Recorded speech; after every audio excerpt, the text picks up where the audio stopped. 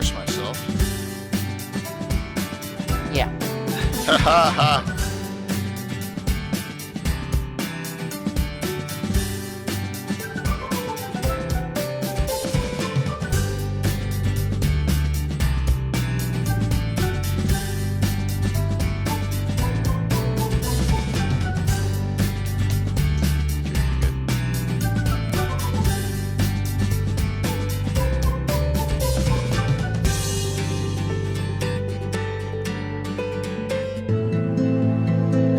Can you hear us? Just checking sound. Sound check, sound check. Good, good. Yep, good. Awesome. Good to hear. Oh, check. Thanks, Jason. Good to hear, man. Of course, we are a little early, but that's okay.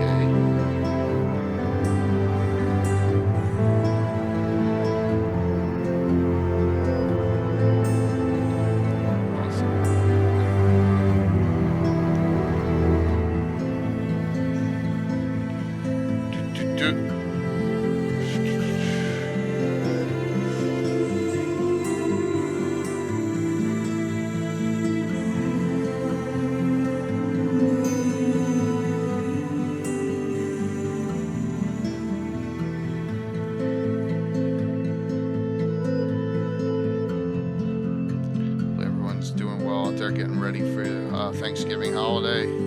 Yeah. That would be cool.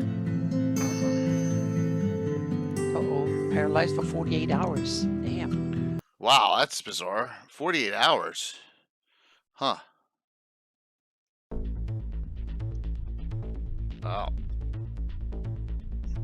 So tonight we're doing Troller Games and Infinite Dimension Games giveaways because the Thursday STL gift was not claimed because the one person who won it last one didn't have a 3D printer, so I still got one of the STLs from Thursday. So. Yep.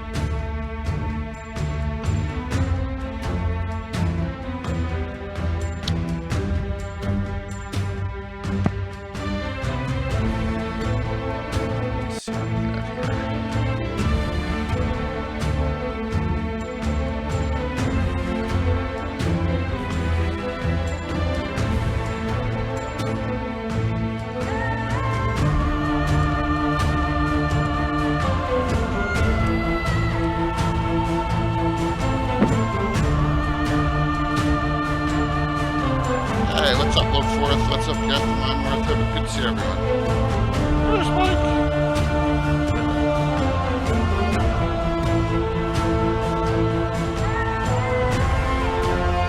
Hey, Mac, what's going on? Still have the piazza shout out here. Cool. See you, man. Late night. Yeah. What's the largest tree on planet Earth? Ipt. I-P-T, not the hip or ipt. Am I correct, Jason? Well, at least the largest that is described in the Greyhawk, in the setting book, but I bet there's some even bigger ones out there. It's a fantasy world after all. There need to be some real big ones somewhere. I think that's it. I'm not 100% sure, but I think that's it. Oh, cool, Tolkien. Nice background in your profile. You get the Player's Handbook. First edition in the background, so that's awesome. Yep, I was right. Woohoo! Oh, the Romewoods are? Okay. This isn't trivia time, Jason. Yes, it is. They ask you anything, so we need to, yeah. Yeah, is it trivia or is it? Is it burn us? Yeah, that's what it is. That's all right. we open up for it, so yeah. Yep. Well, if Toolkin, if you know, I'm as old school as it gets, man. So you can't get any more old school than yours truly here, and a lot of other people here. So good deal. Yeah, well, that's before me, man. I started in '78. My campaign is officially from '80, so very, very cool. Yeah, please, if you can, follow the channel because there's a lot going on. Of course, no D&D game this week. We got a BattleTech special game on Friday night, once in a blue moon game. We got a lot of the community looking forward to it. What's up there, Mike? Well, welcome. Looking forward to it. Whoops, I hit the wrong button. Yes, Jay hit the wrong button already. At least we got some time here. Yes. Look at that. There's not that many people on to bust me on hitting the wrong button. Pre-Clint. Post-war 3039. Yeah, we're like between 3040 and 3041. We got, yeah, see? Yeah, no clan stuff. Here, I'll put up the, it's on this channel on Friday night, 6 p.m. EST. A lot of community playing. Myself, the ever mysterious Tim, and our sons as well. Hopefully this is the right button. Yep, there it is. Yep. Plus with giveaways, great giveaways at night. I'm goading Chuck into giving us something too, so, because, he doesn't do enough. Just kidding. What's up, Caesar?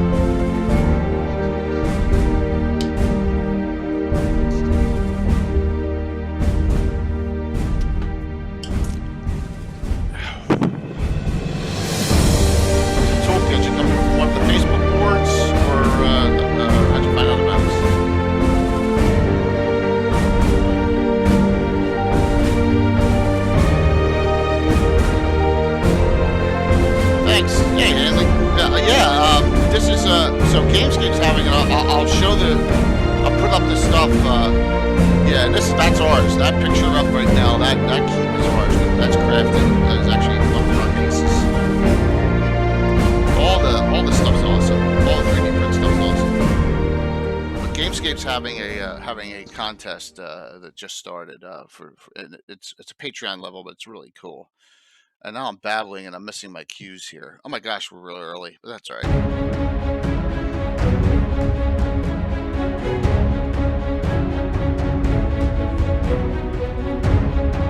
We're early, so.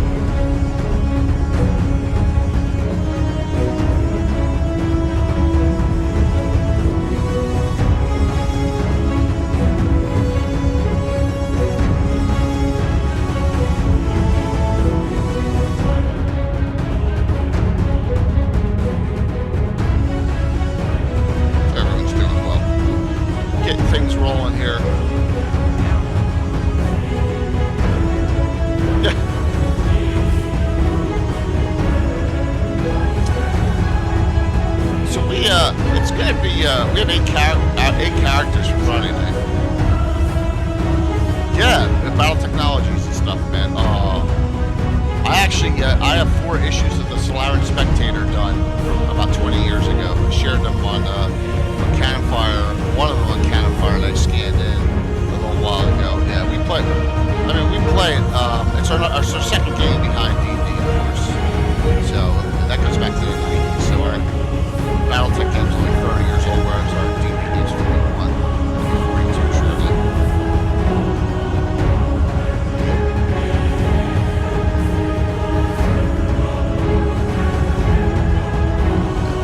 So I am hopeful that I don't crash again my machine.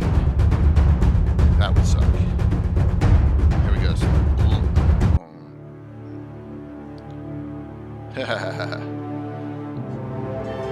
Yeah, just technical difficulties. Streaming has its challenges sometimes. Ask us anything within reason, Jason. I'm just kidding. Normally, Jason will be answering more than we will. We would. So this is a laid back night before Thanksgiving stream. So we'll have some fun with this tonight. Anything Greyhawk related or D&D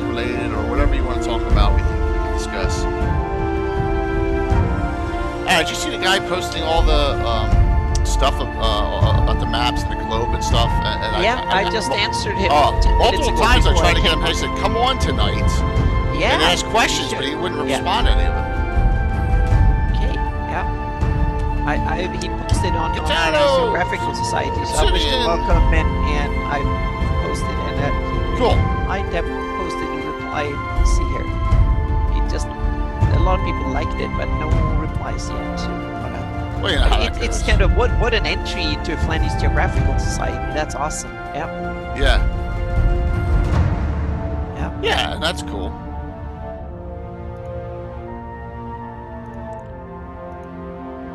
He said, "Wow, some good giveaways tonight too, man. So it's gonna be a cool night.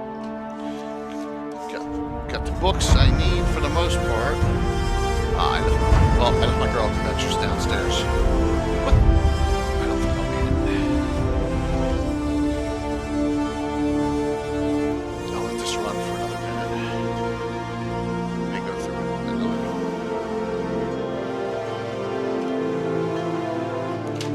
So hopefully, everyone's planning away. It's been a little, had that booster shot yesterday, so I'm still feeling it, but I'm all right. Can't complain. Okay, so you're Yeah, not I'm in bed. sore. That's a good thing. I'm Yeah. sore. That's about it. Okay. Yeah. Wow. That's good. I mean, I feel. I was just in bed sleeping the whole day. So it wipes you out, man. So. Yeah.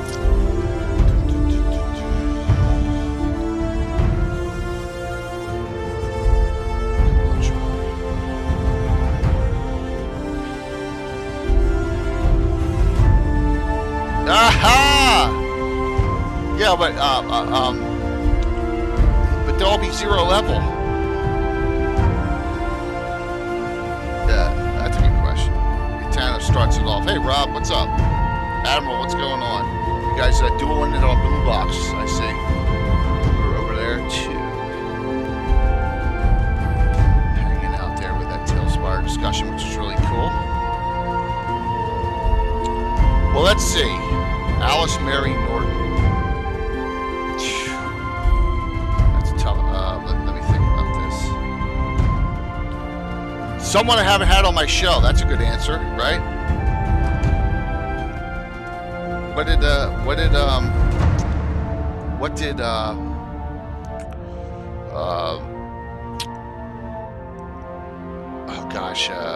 That was on Cheers. I may be dating everyone. Someone who's never been in my kitchen. Yes, that was the answer. That's the answer. Wasn't she a sci-fi novelist?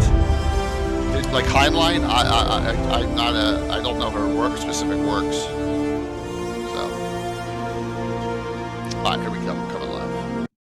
Coming live as people are still rolling in here. Good evening, everyone. I'm Jay, aka Lord Gazumba. Welcome. Greyhawk, Mike Bridges, and Anna B. Meyer with me tonight, as usual, on the Legends and Lore. A little bit of a laid-back Legends and Lore, a topicless one.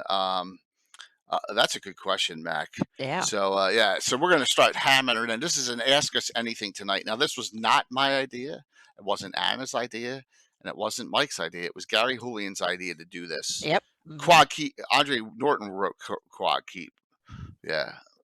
But the other, the one that Tolkien said, I think the first Greyhawk novel. Okay. Was that Quad Keep? I have Quad Keep somewhere. Okay. All right. Did not. Okay. Got it. So. Mystery solved. Mystery solved. Cool. Yep. I thought until Jason got me into it, I wasn't even. You remember, I hadn't even read gore novels. I was not a novelist back then, not much, which is kind of crazy when you think about it, with all this stuff going on. Yeah. Yeah. So, all right. So let's just get right into this. But first, let me set the giveaways up and explain what's going on there. So Okay. we're doing one of our semi-normal $25 gift certificates to Troller Games. Let me do this so everyone can hit exclamation point drawing. Give me 1 sec. And then the STL for the Ruined Rookery, which I'll show a pic of it shortly, was not claimed on Thursday night's game because that person did not have a 3D printer. So we're going to reissue that for tonight. So that is this. It'll probably cover my face. There you go. That's the STL for it. You've seen that multiple times on my stream. It's a fantastic one by Infinite Dimensions Games. You'll get the STL file for that. So at least we're doing that. We're doing a $25 gift certificate at Troller Games in a second giveaway. We're going to give that STL for the Rookery away tonight as well. So 2. Yep. All you have to do is be on to claim it. So I did not know that, and that's very cool. Very cool, Justinius. Thank you for that. I really appreciate that. So yeah, that'll be. And there's Patrick, and there's the crew. Wow, that jumped up. That number jumped up in a second. Thank you all. Wow. So yeah, I was like, oh my gosh. I guess the thing's not updating quickly. So 2 giveaways tonight at minimum, and then I said this during the beginning. We are looking, and if you have a 3D printer, you should really join the Patreon of our great sponsor, Gamescape. And shit, see, you can see I'm not 100% on because of the I'm gonna use the excuse of the shot. All right, so that's what I'm gonna use. But there's Gamescape, and the discussion of the giveaway of the contest is there, but the grand prize is unbelievable, and that is a wonderful the gold dragon of chaos from Ralpartha in that box. The box is open, but it's untouched. That's like a $250, $300 piece, and there's 5 other packs of giveaways as well for this painting crafting competition, and it goes all the way through February. So check that out. Thank you, Sparky. That was really, really kind of you. We're getting rolling here, starting to get rolling, moving up. Oh yeah. So and Jeremy's a great guy, and that'll be in sometime end of February 2022. The show on a Gabbin, and it'll be Bill the Master Crafter, Mike Disney, and Christine Van Patten, the 3D sculptor for Reaper, will be the judges, and we'll do the judging show live, and that'll be a whole Gabbin show. So that'll be cool. But I'm trying to push that out there because Jeremy's such a great sponsor. It's a one-man show at Gamescape 3D. Yeah, it's pretty neat, isn't it? So yeah, Mike, I'm gonna go pack some plug in 2 weeks, 2.5 weeks. I'm like, I gotta get this booster now. There you go. I couldn't wait. Because you're fully immune in that 2-week period. Okay, so the first question that we're going to talk. So Gitano gave us one before Mac. So Max, what was everyone's first Greyhawk product, and what made you buy it? Okay, let's remember that. And then the box set. This was my first Greyhawk product. Yep. And this very specimen, so to speak. So that very one, right? Yep, this very one. And I wrapped they wrapped them in plastic, so they actually held up really well. They fallen out of the so the covers is now separate from the but they're really in really good shape from being what is it, like more than 30 years old. So yeah. Raid from Blue Box. Awesome. Yeah. Thank you, John. And that was a very interesting, very, very interesting show you had there. And I'm glad it was so informative, and there's so much great stuff coming out for Tailspire. It's really, really awesome, John. Thank you so very much. If you haven't followed Blue Box, please do. John's great, and we're always collaborating and up to no good. And John has a great Greyhawk stream. And John TPK'd his party last night. I'm just kidding, John. I'm just kidding. It was close, though. So this is mine. Oh, mind you, go. It's not this one. The one that's this one is in 25 pieces in one of my old storage bins. Yeah, but it was the glossography. I need to get that in a reprint because that's an original. That's an original. I got that for $5. I'm not even going to say how lucky I was getting that for $5. Wow. Yep.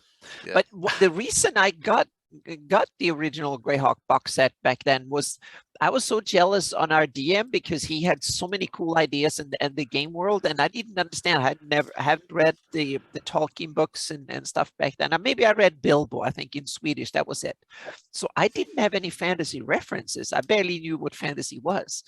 So I was so jealous of someone who could just fish awesome stories out of their back pocket. So I needed something, and when I found this at the game store, I was like, and I started reading it. It wasn't shrink wrapped, so I could actually open the box and sift through and realize this is a setting, this is a world, and I just bought it. I didn't know what it was or anything. I just bought it, and it was like, oh, this is cool. So it became my Pandora's box to find stories in, so to speak. Well, that's how it started. what draws you in on this? I mean, look at it. Oh yeah. Yeah, Heraldry. if I'd seen that cover, I would have been even better. And the Darlene maps were in the box set, so that kind of. But I knew I just looked at the books and started reading, and it was like, and it comes with maps too, and it was like, and it had heraldry on the inside, so I was sold instantly. So I just bought it, and that was it. I played D&D for like a year and a half, or a year, or something like that, two maybe 3 years or something. So how about you, Mike? Well, no, I started with the box set too.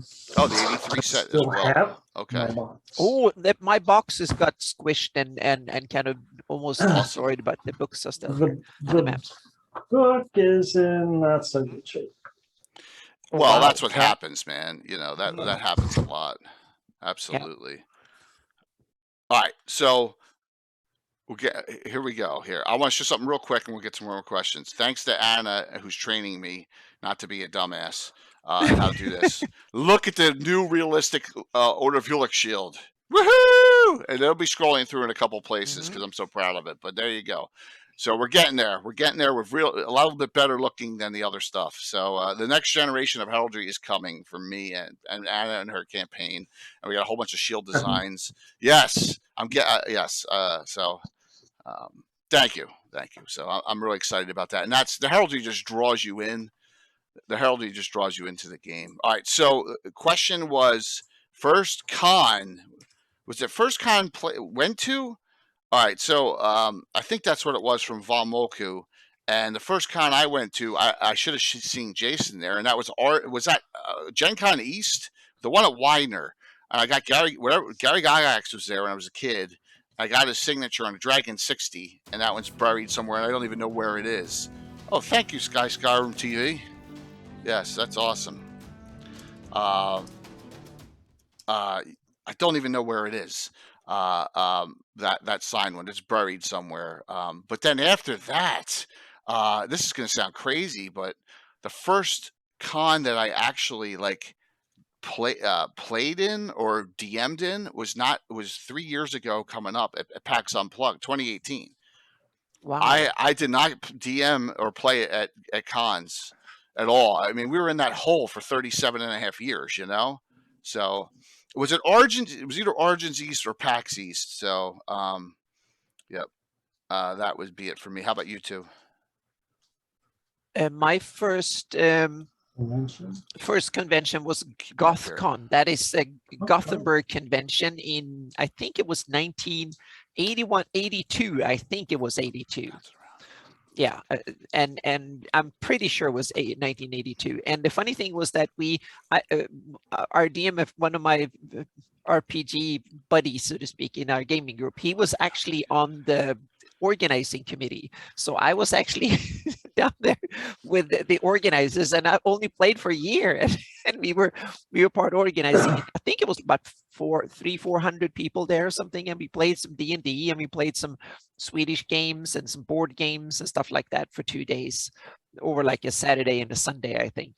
That was my first RPG or kind of convention experience. And then I was at GothCon probably another 10 times or so over the years. And then I was, again, I was part of organizing it a couple of years. Not the first one. The first one was legendary back in history, but it's been, so maybe that was the 5th or 4th or something like that. But I was not officially part of organizing it, but I was actually there when they organized it. That was kind of funny. And And then I kept it up, and I was in Finland at a convention that I forgot, and I was in Copenhagen for one convention too that I forgot the names of, but that was in the mid 80s, late 80s, Gosh, maybe 86. around 88 or something like that, 89.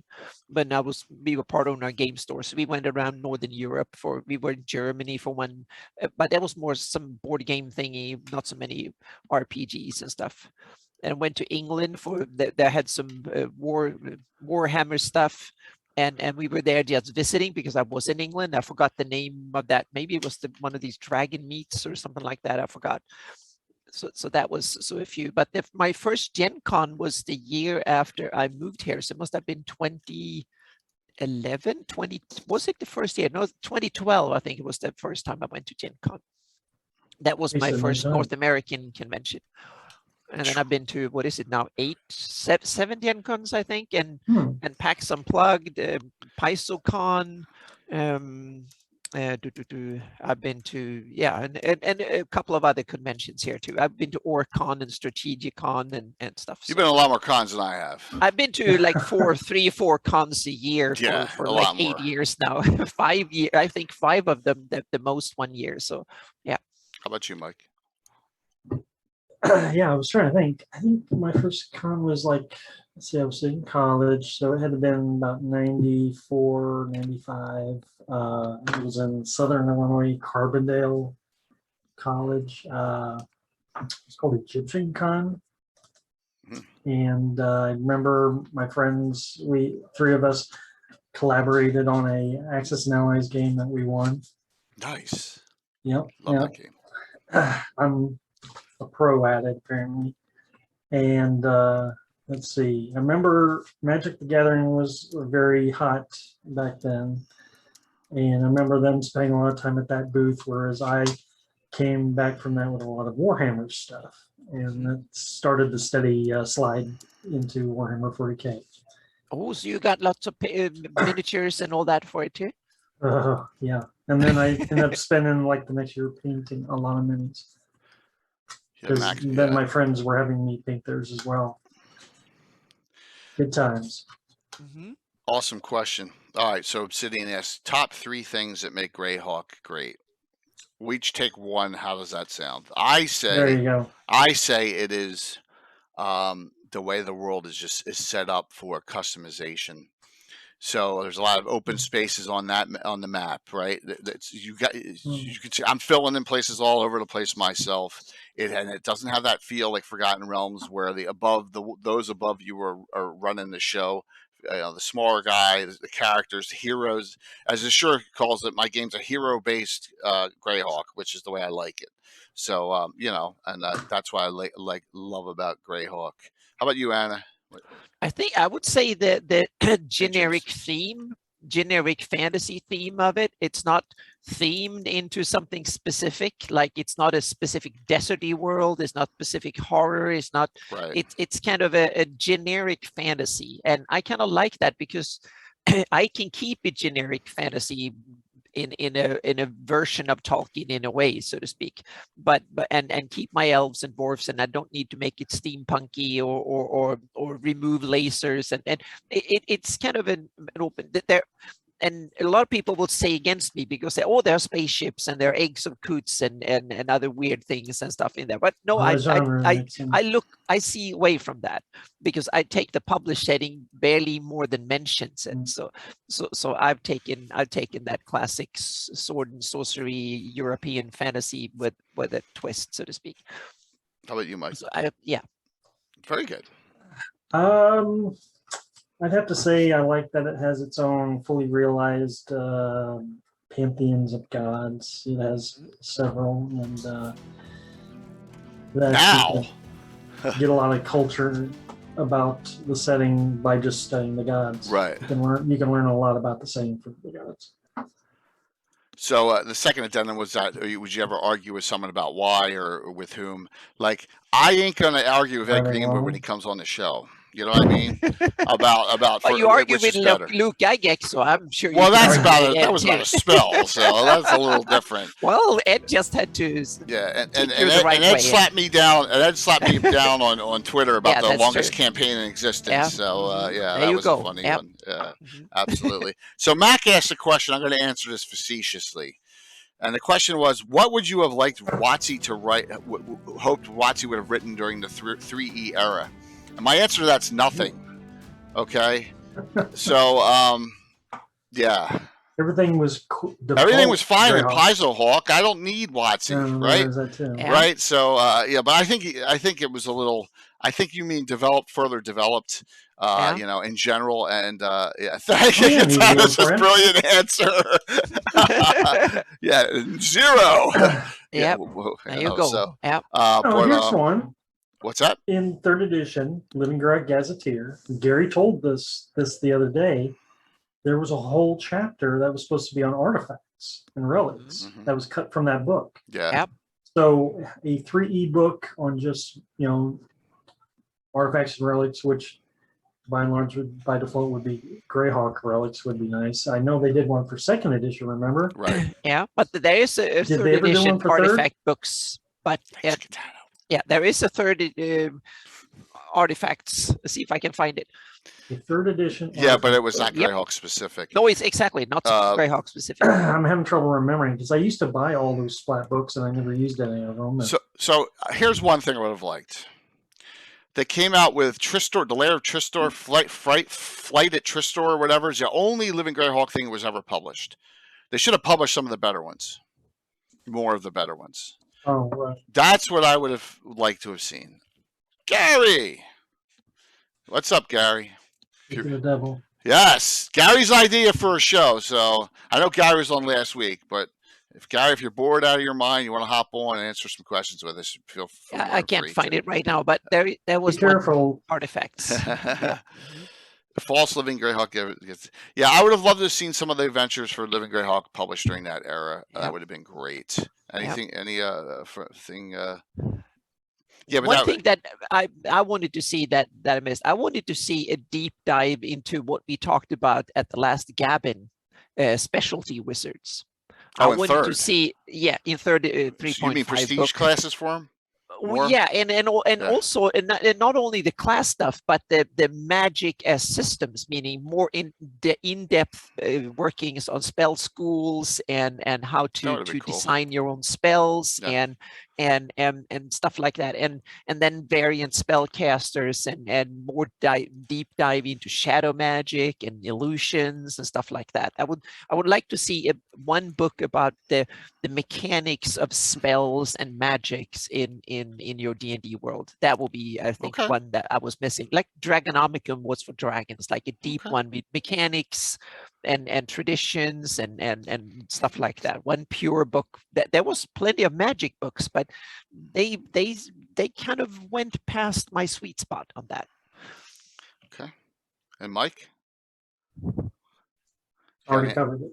Okay, just want to make sure you don't want to have add anything else to that.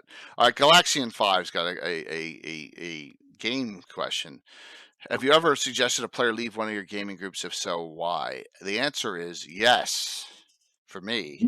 And you see him once in a blue moon when I do put out this tier 3 no just no. This is the other Bill. This is the other Bill. That's all I'll say. Who does not play well with others. So I had some, over the years. This is not Bill the Master Crafter, and he really rubbed heads with a couple people, and it just didn't work out. So and that's just the way it is. And he said, "I'm taking a break," and that was it. And I don't think I've talked to him in 10 years. It's just the way things go sometimes. And it's for the better. And so there you go. Anyone, either of you ever have someone depart?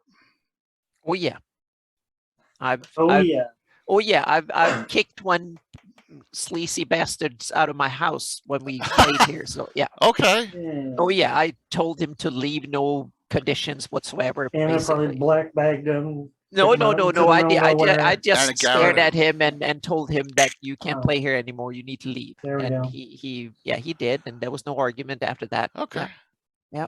But but that was one of the few times, so to speak. And then usually it's the other way around.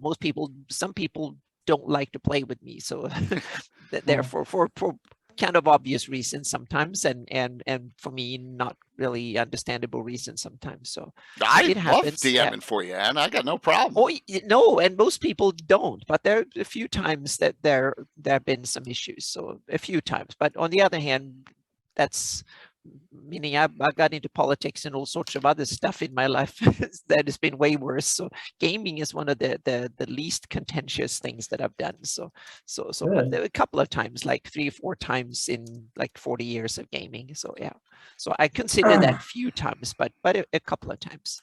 Yeah. And Mike? Oh, I'm too nice to evict people. I have called people out on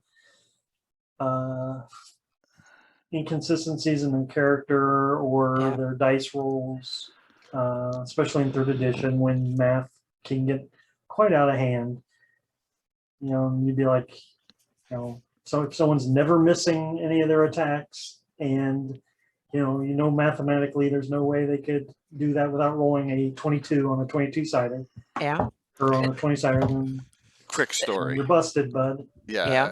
It's too bad Bill's not on. So we had a guy. I won't give out his name, but one time he rolled all his dice in a little box, and he had 3 attacks, and he's down here and he's like hit, and then Bill goes, "We didn't even tell you what you needed to roll to hit yet. How do you know you hit?" Yeah. So there you go. So I had one player. We found out that also I was pretty sure that he was cheating, so to speak. He was just saying that he hit whatever. So I just counted by simply having the monster attacking him hit every time until he was basically dead. So and he was like, hits every time. Yeah, he hits every time, just like you.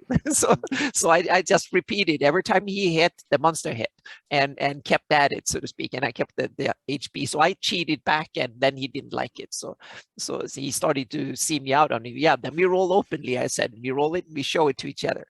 And then he was back to normal again. So cheat back.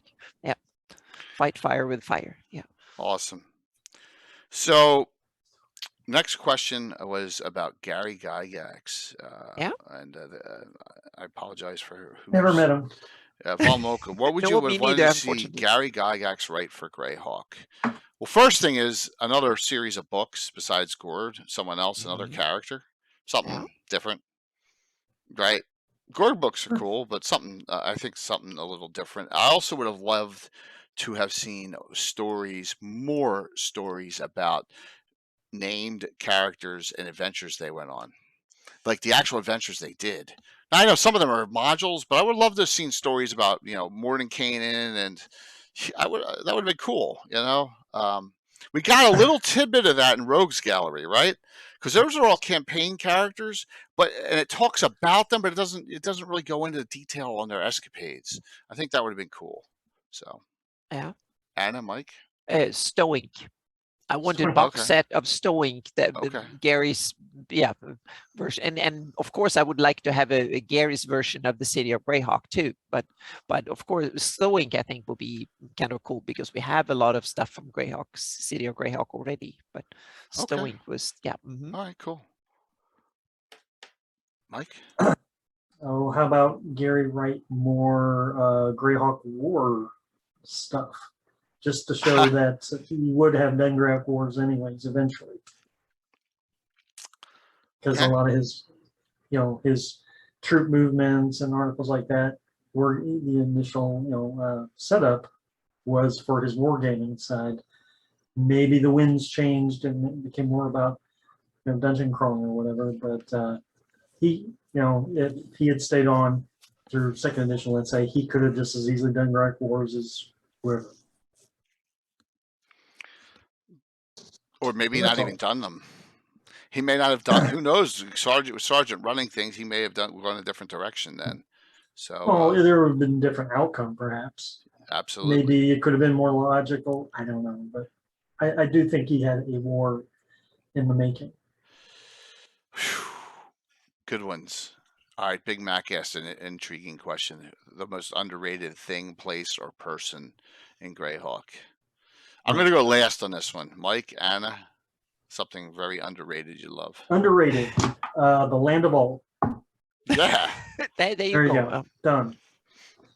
I would say Zuchtmoy is one of the I would love to see more. I would, and Zuchtmoy and Jubilex are two that I think are like they are made either silly or ignored because they are the ooze fungi kind of weird things that could be really cool and can make. And when at first I thought Zuchtmoy was just ridiculous, and then I read the Gord novels and that didn't impress me much more.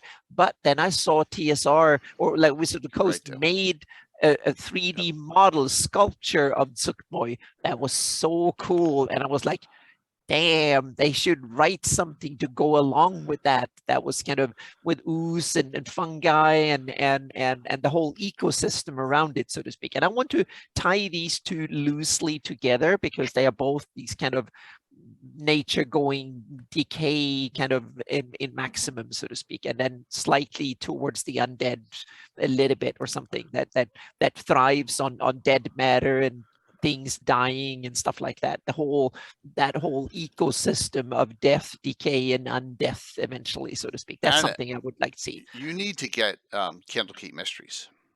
Okay. Yeah. Your playing mate in Ed Greenwood's game, Tony Winslow Brill, her Adventures Xanthoria is all about Zuchtmoy. Oh, and it's the highest level adventure in there. Awesome. I brought it into Greyhawk, so so it's definitely good. Awesome. At least someone has done something for it. All right, here's mine. This would be considered kissing someone's ass royally if this person was still here. This person edited all the books and no one knew about it. Wrote tons of Dragon magazines. Created an entire pantheon of deities. Created classes. And wrote a great adventures, created monsters, did almost every single thing you could think of, and that's Leonard Lekofka. Yeah, I mean the amount of stuff that people don't even know about. People who wrote it. Wrote they this don't stuff, even know about what what Leonard did for early D&D and Greyhawk. Yeah, absolutely. So that would be my. All right. So that was a good one. This one, Patrick K. Andrew Gamer asked. And by the way, you want to see Patrick playing in a game? You get your choice. You get your chance in it in 2 nights. There you go in our BattleTech game, along with Rob Phantom, Balfrin, and Chuck Cumbo. Yes, you get to see them playing on Friday night, Black Friday night. It'll be a fun game. Yes, and it's on. The most expensive book. You can't throw bits at yourself. So I believe it or not, don't spend that much on books. I've looked for deals. So I'll be bluntly honest. I recently got and it's not Greyhawk. I got a Night Below for 115 in almost perfect condition. I got a factory sealed From the Ashes for like 75, like 2 years ago. I don't know how I got it. The most expensive book I ever paid for was a Deities and Demigods first print, pristine condition, and that was like 140 back then, and that was it. And because I knew it was going to be an investment, because mine were not in pristine condition. So that was the most expensive one I've ever. I keep hoping I'll accidentally find one of those cheap, but I think that secret is out. You never know, man. You never know. You never know what you'll find. Like I said, I got this and a pretty good perfect condition Temple of Elemental Evil, each for $5. Along with 20 other modules and a whole bunch of other stuff, each $5. It was a grab bag. Someone at a reselling place. I was like, someone turned them in for each for $1, $2, and sold them for $5, and I got them all. So, Xenox, it's gonna be a fun time, and trust me, I'll have my spin on things. So, how about you, Anna and Mike, on that? For question? me, I saw that question and I was thinking, but I realized it's probably the Midgard World Book Deluxe Edition, because I got an author's copy of the regular Midgard World Book, and all my maps and stuff are in there. But I wanted, my mother said, "Oh, you want to I want a copy of the book. So I realized what the heck.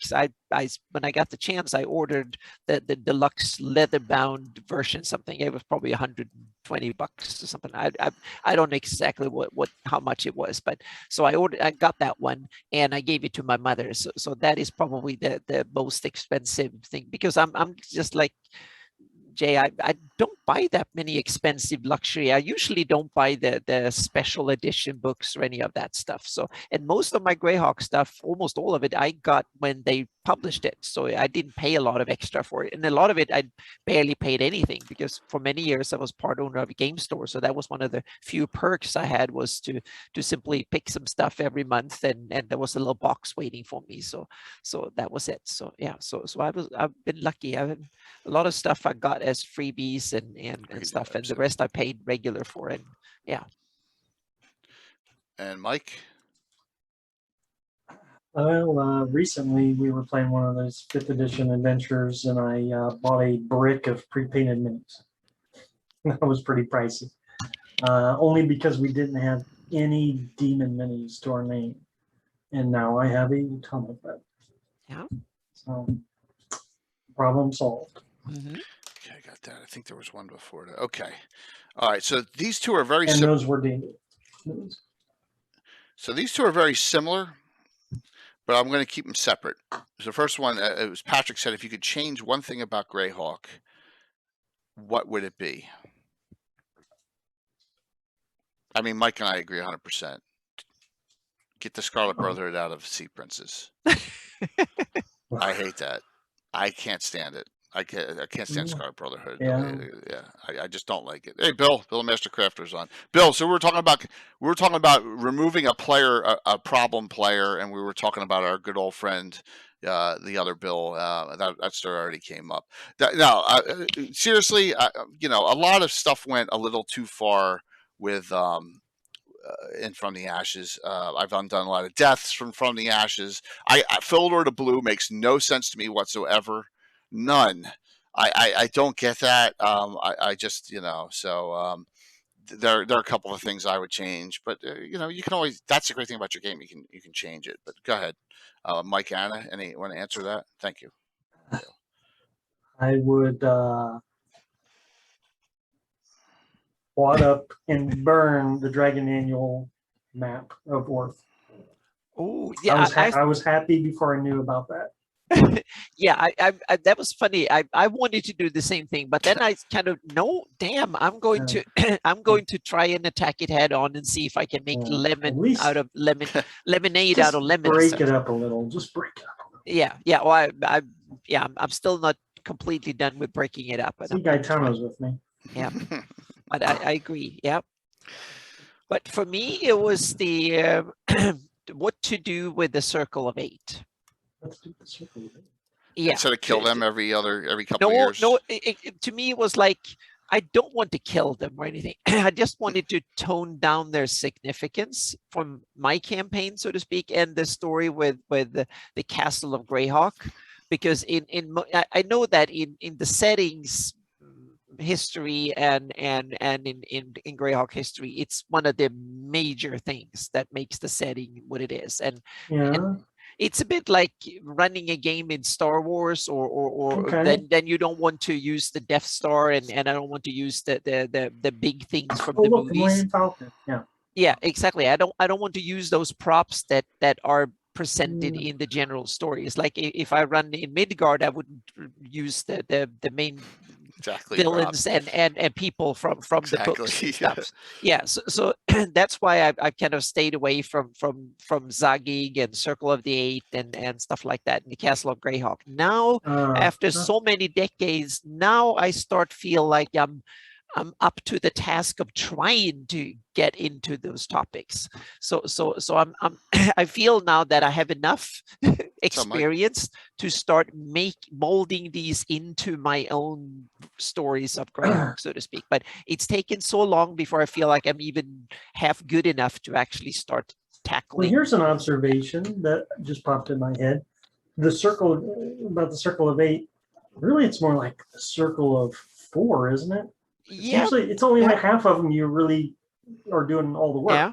Yeah. If you only focused on those other guys, you could really have a lot of room to create, like Mistle and Yeah. Well, I've Odu. done that though, Mike, with Greyhawk mages. Right. You know, Yeah. and Yeah. You and all you. Yeah. Jalarzi's an active character in my campaign in Greyhawk City. Exactly. You mean you So tied your stories much closer Yeah. to that. I've kind of avoided it, just like I would avoid the ring and all that if I run in Middle Earth, so to speak. It's oh, like, that's understandable. yeah. Yeah, definitely. That's a good question. So how about Asher asked removing something? All right. Return to the temple. I tried the darnest to not remove anything completely, so to speak. I tried the darnest to keep things and just add and tweak. That's my approach. Add and tweak, add and tweak, add and tweak. But so I tried the most not to remove anything completely, but I toned it down very much, like it's almost not there. But yeah, so it's hard, but I try to. Return to the Temple of Elemental Evil. Okay. Well, I No. basically ignore all the modules. I know. It's just I don't run them, but I don't ignore them Could be completely because I just- want them to have been history, so to speak. That's why I wanted to move my time forward a bit. So all the module stuff has already happened in my setting. Is now recent or mid-aged history, so to speak. Yeah, exactly, Mike. Because I don't want. That never happens. I don't have to get my stones busted every single talk show we have on. But that's okay. And Vampire Thrommel is one of these things I haven't made up my mind. I don't know if it's happened or not yet in my campaign. So and before I never thought about it, but after I've been living here in this in this channel for a bit. Now it's a big thing, and I need to start thinking about Thrommel a lot. So yeah.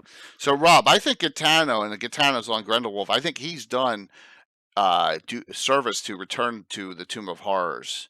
I think he's done a really good job with it. And so if you're going to do it, that's who you want to go to, because that Tomb of Horrors is Gitano's bread and butter.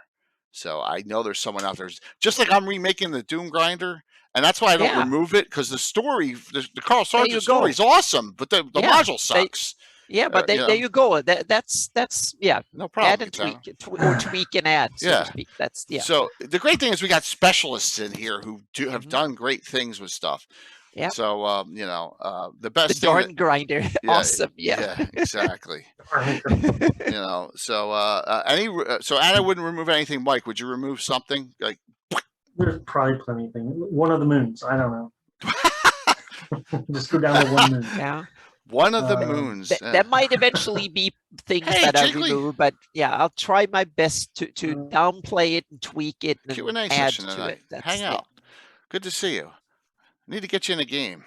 Yeah. So you could remove a lot of things. And once again, I go back and sure will go. I hate Philidor. If he never existed, I don't know the purpose. Who's Philidor? Philidor the Blue. Yeah.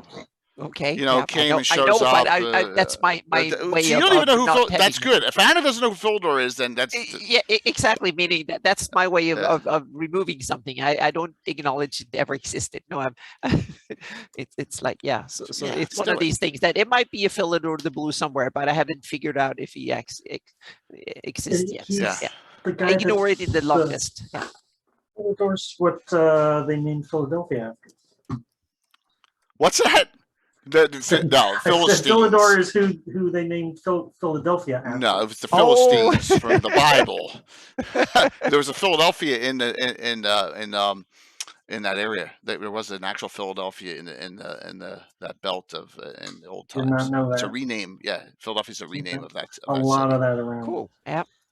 I may as well be living in Egypt. It's like Alhambra here in California. But just because I live near here doesn't mean that I love the city, right?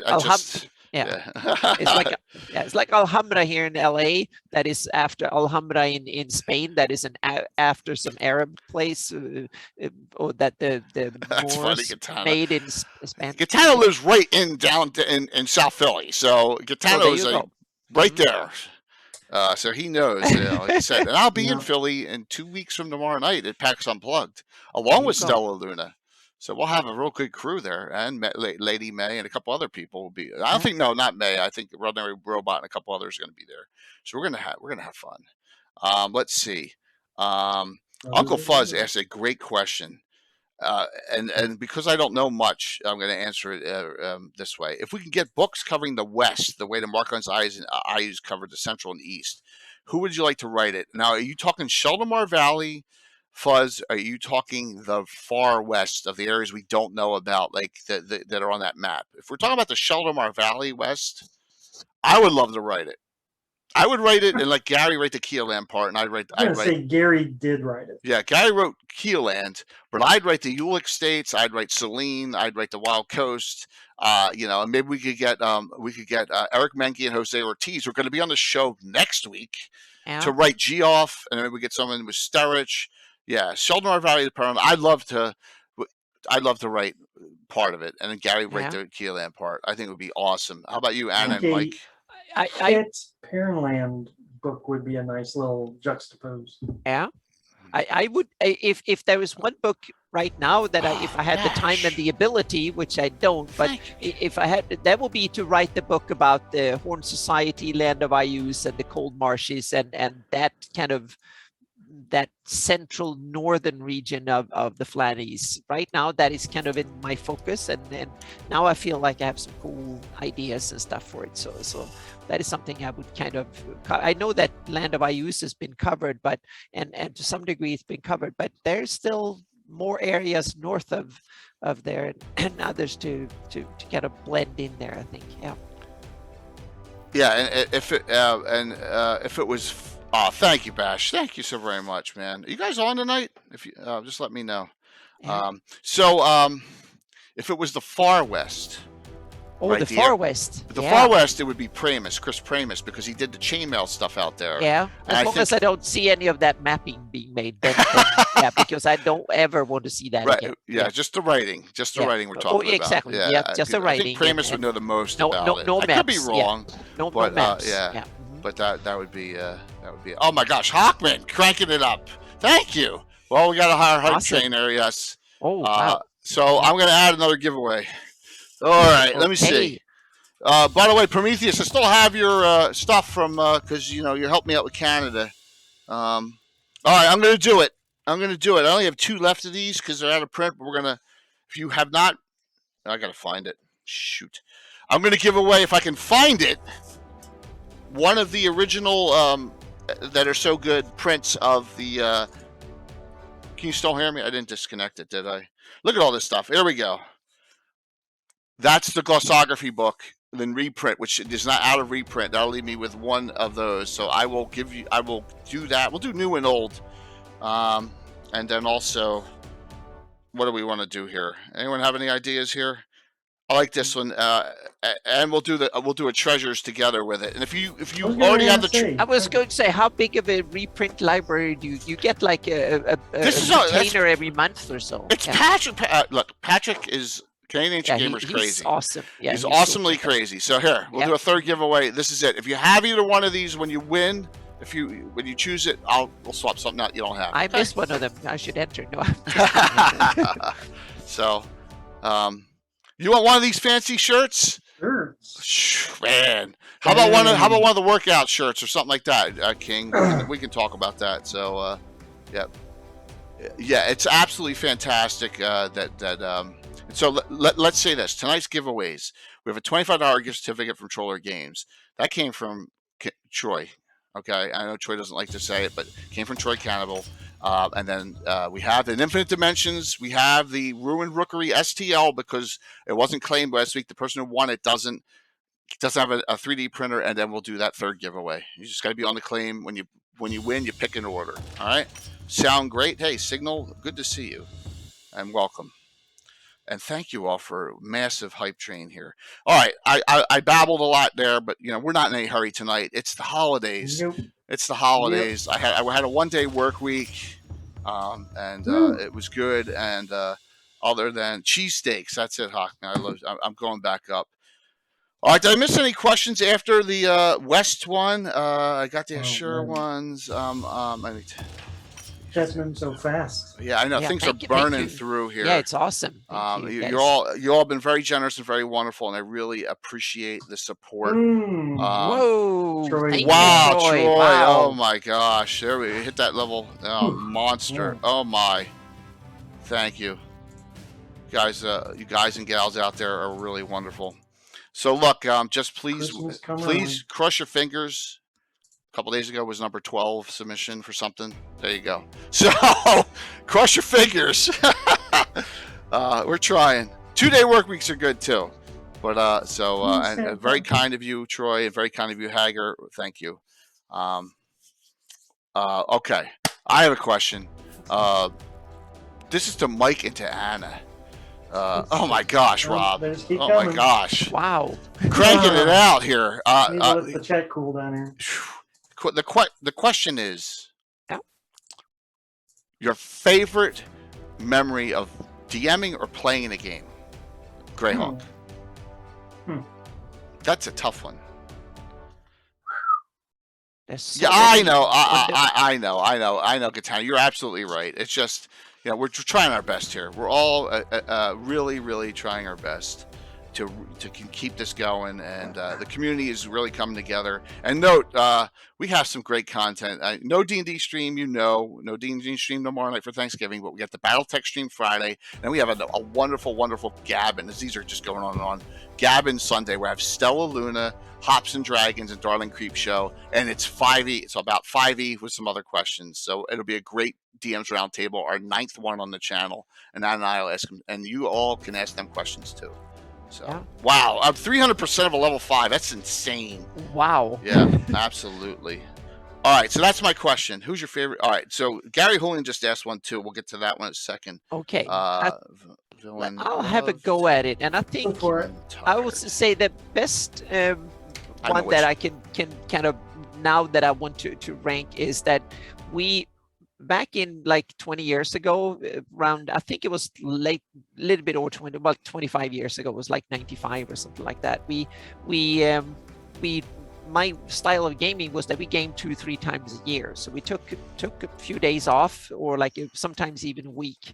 And one of the things was that we actually got a cabin up on the Swedish-Norwegian border. It was the military and some other foundation that owned it, and it was like you had to hike for like 6, 7, 8 miles or something like that to get there. There was no electricity or anything, so you had to hike there up in it was completely out in the wilderness. It was 10 miles from the parking lot, and it was like 30 miles from the nearest town or anything.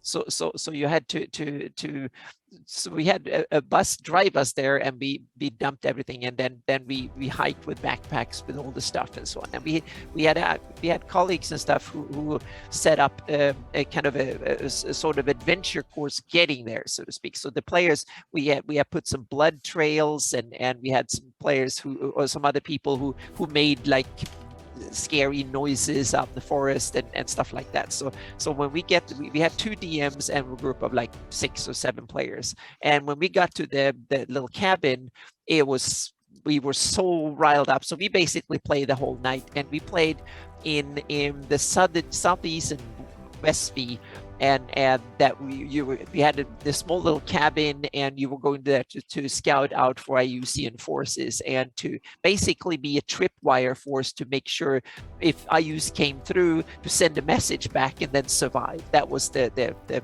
premise of it, and it fit the location so well. And so what I've done is that I used a map of the real area as the map we were playing. So we were actually playing, so you could look out the cabin and see that's what you see. That's where the enemy is, and so on. And that was a fantastic, fabulous experience. So we played like 2 evenings or 2 nights, and then we slept during the day in between, and just did some barbecuing and stuff. And that was one of the really, really good gaming experiences I've had. Awesome. How about you, Mike? I think I'm going to brown nose a little and say it was at playing under Carlos at GaryCon. Yeah, that was a good one. Alan. It was a lot different. It was the first time I actually got to play in a game with someone who knew as much about Greyhawk as me. It seems kind of snobbish, but my friends have always relied on me to DM. So up until that point, I had DM'd 99% of the time, right? So going to GaryCon for me was like really, good experience for someone else's ideas. And I mentioned Carlos because he writes and publishes his own adventures. Oh, so yeah. the stuff I've played now is in his Carlos canon, which is nice. And I gotta say, with Carlos, it was such an honor to do jointly write that Horn Holes with him, and it's right as of last time I checked, it was his top selling adventure of all time. And really Jay, cool. I must say, they're going to your basement and play. That was Awesome. those 2 years ago coming up. Exactly. Yeah, 2 that years was ago. Thank equally. you. That was equally. Thank you. I must say, those two were my best game sessions. Thanks, Bash, for kicking that off. I've never done a streamed D&D game until Jay ran for me. So I have to talk about that night, and it was funny because Scott Casper's character just ran up and kicked everyone in, and everyone told him to stop, and I trapped every door after he did that. Boom, trap went off. Boom, trap went off. He would just run up and kick him down. Yeah. That was that was a fun night. I had a blast that night. Yeah, that was cool. So and plus, how about the night, Mike? You and Anna, you played with Luke Gygax and Eric Mona and Chuck. It's good, but I still feel it's fantastic. But I still feel that online gaming doesn't really have that nerve of going with the whole gang of friends going to one place and spend a couple of days in game and really get into it. So to speak. And I had played with Luke before. It was at GaryCon with Alan. Very cool. Cool. I never played with him in real life, so yeah. I wish I could just pop up those PAX Unplugged ones with Anna here in my basement. Oh no, that's PAX Unplugged 2018. Let me check 2019. Let me check my folder real quick. Yeah. Shit. You know what? They're actually not in there. They're in the whatever adventure number that was. That's where they are, and I'd have to search on it. Damn. But it was a great night. It was really fun, and then I was a lot heavier then too. So but it was fun. All right, we got some great questions here. So Giggly was talking about burritos before sessions. One of my regular game spots used to be next to an ice cream place, dairy, and that was fun. Cool. It's good. We used to everyone goes, "What the hell's a Wawa?" If you don't live around the area, you may not know. You got to go to the Wawa and get the meatball sandwiches because we'd be playing in the middle of the night. It's 4 o'clock in the morning. I'm like, I need a break. I'm going to go get a meatball sandwich at Wawa or something. That kind of crazy stuff. So, but it's a cool thing. So, okay, Gary Julian's question. I got Gary, then I got Cannibal question, and then I got someone asked about derailing the derailing question. So Gary's is favorite villain, most villain you're tired of, and we know Gary's tired of Igwolf, completely tired of Igwolf. Oh, yeah, we know that's why he's asking that question. Yeah. So go ahead, Anna. I must tote my horn for Lord Vuron is my favorite villain, and I try to use him sparingly because I like him so much. So yeah, and he's not in this campaign, at least not yet. Yeah. Okay, and that's your favorite. It's been my favorite. Least favorite. So. That's hard. Least favorite villain. That was harder because I tend to get them killed quickly, so before they get boring. So if they get boring, then I make sure that they screw up enough and they become party meat, so to speak, for the party. Yeah. Okay. Mike. Well, everyone knows you like Homer S. He's just artistically cool. He's runs that Mark Castle. So there you go. Villain I don't like. yeah, I'm tired of, or not so much that we don't like, it's who we're tired of, right? Right. I'm tired of IUs. Equal can stay. I like her, but Oh yeah. I'm it's her starting to son that like I'm her tired more of. and more now. She has some. Yeah, I'm starting to grow is- into her, so to speak. Yeah. She still has legs, Yep. Yeah. She. so to say. Von Mocha, But I'm sorry, the Wawa meatball sandwich was not great, but it was something at 4 o'clock in the morning. What are you going to get? You're going to go to. Remember, we got our Jersey diners too that are open. So, but you don't want to sit around. We don't want to waste time when we could be gaming. We're just running out and get that meatball sandwich. Yeah, so it's a good one. yeah, I definitely was a 2E. I think Equal was overdone. Mine is up right now. Scarlet Brotherhood, too much Scarlet Yeah. Brotherhood for me. I haven't used them, so Yeah, well, I refuse to use them because it's too much. I mean, Yeah. I just too much. My favorite villain in published source. You're gonna hate this answer.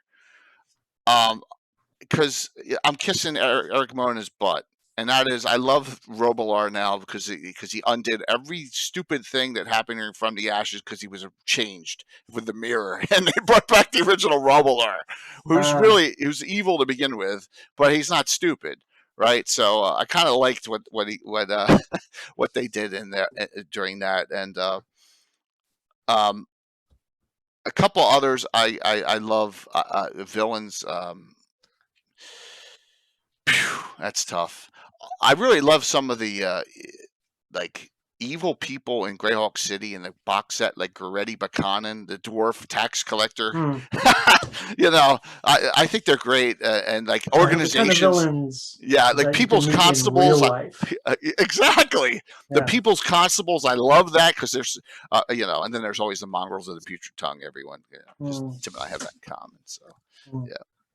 So there you go. Judge Alita Norbalos. She's one of my favorites of all time. Bill, you're absolutely correct. At a heartbeat, Rob. So there you go, Rob Phantom. Yeah, that's a real good one. All right.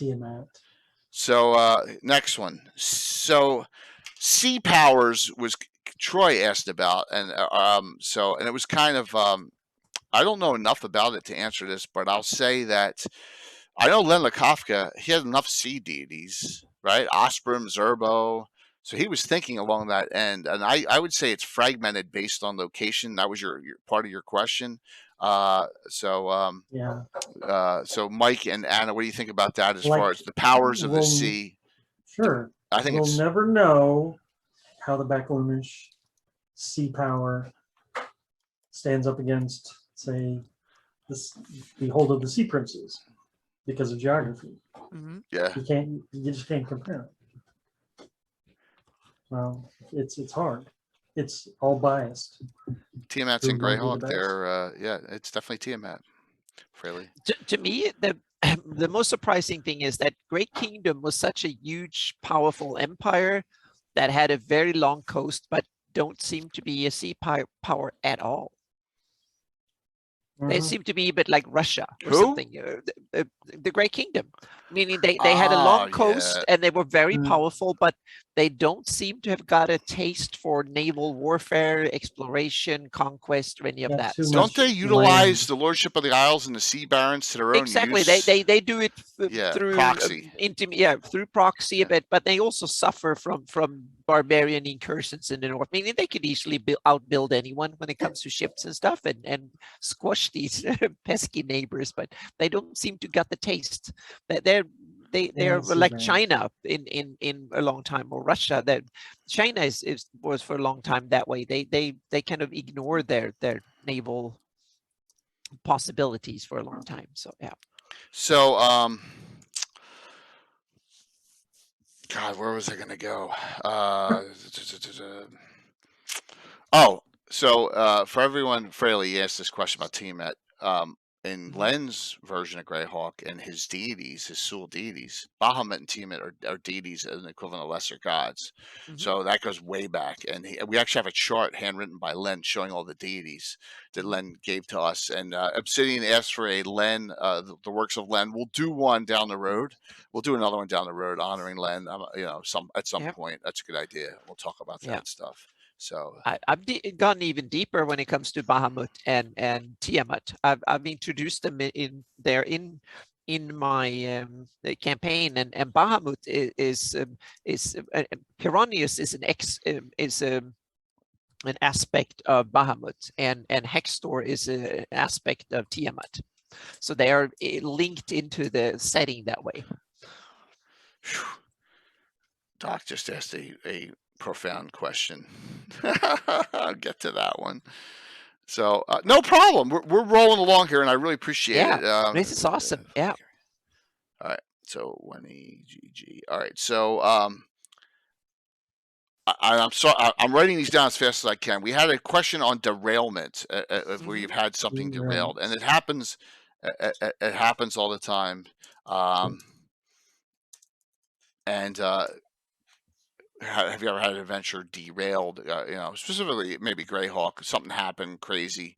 For me, the typical derailment is that I mentioned something in session 1 or 2, a name, a place, or something, and all the players like, oh, that's interesting. We need to go there, and then all of a sudden they just take off and they become obsessed with that thing. And the more I try to steer them away from it, the more like, oh, we need to go there, and this is the big thing, and so on. So in a way, I try to hijack the process by mentioning things deliberately to kind of get them into things, but it doesn't seem to work. But if I just mention something to make a story more interesting, or just have something interesting to say about something, they pick up on it, and then the players are lost. The party goes in that direction, and yeah, that's it. So that's my typical derailment thing, is that players get obsessed with something interesting, and they run shiny. It's like squirrel, and they take off. Yep. So I had an adventure that I thought was going to be deadly.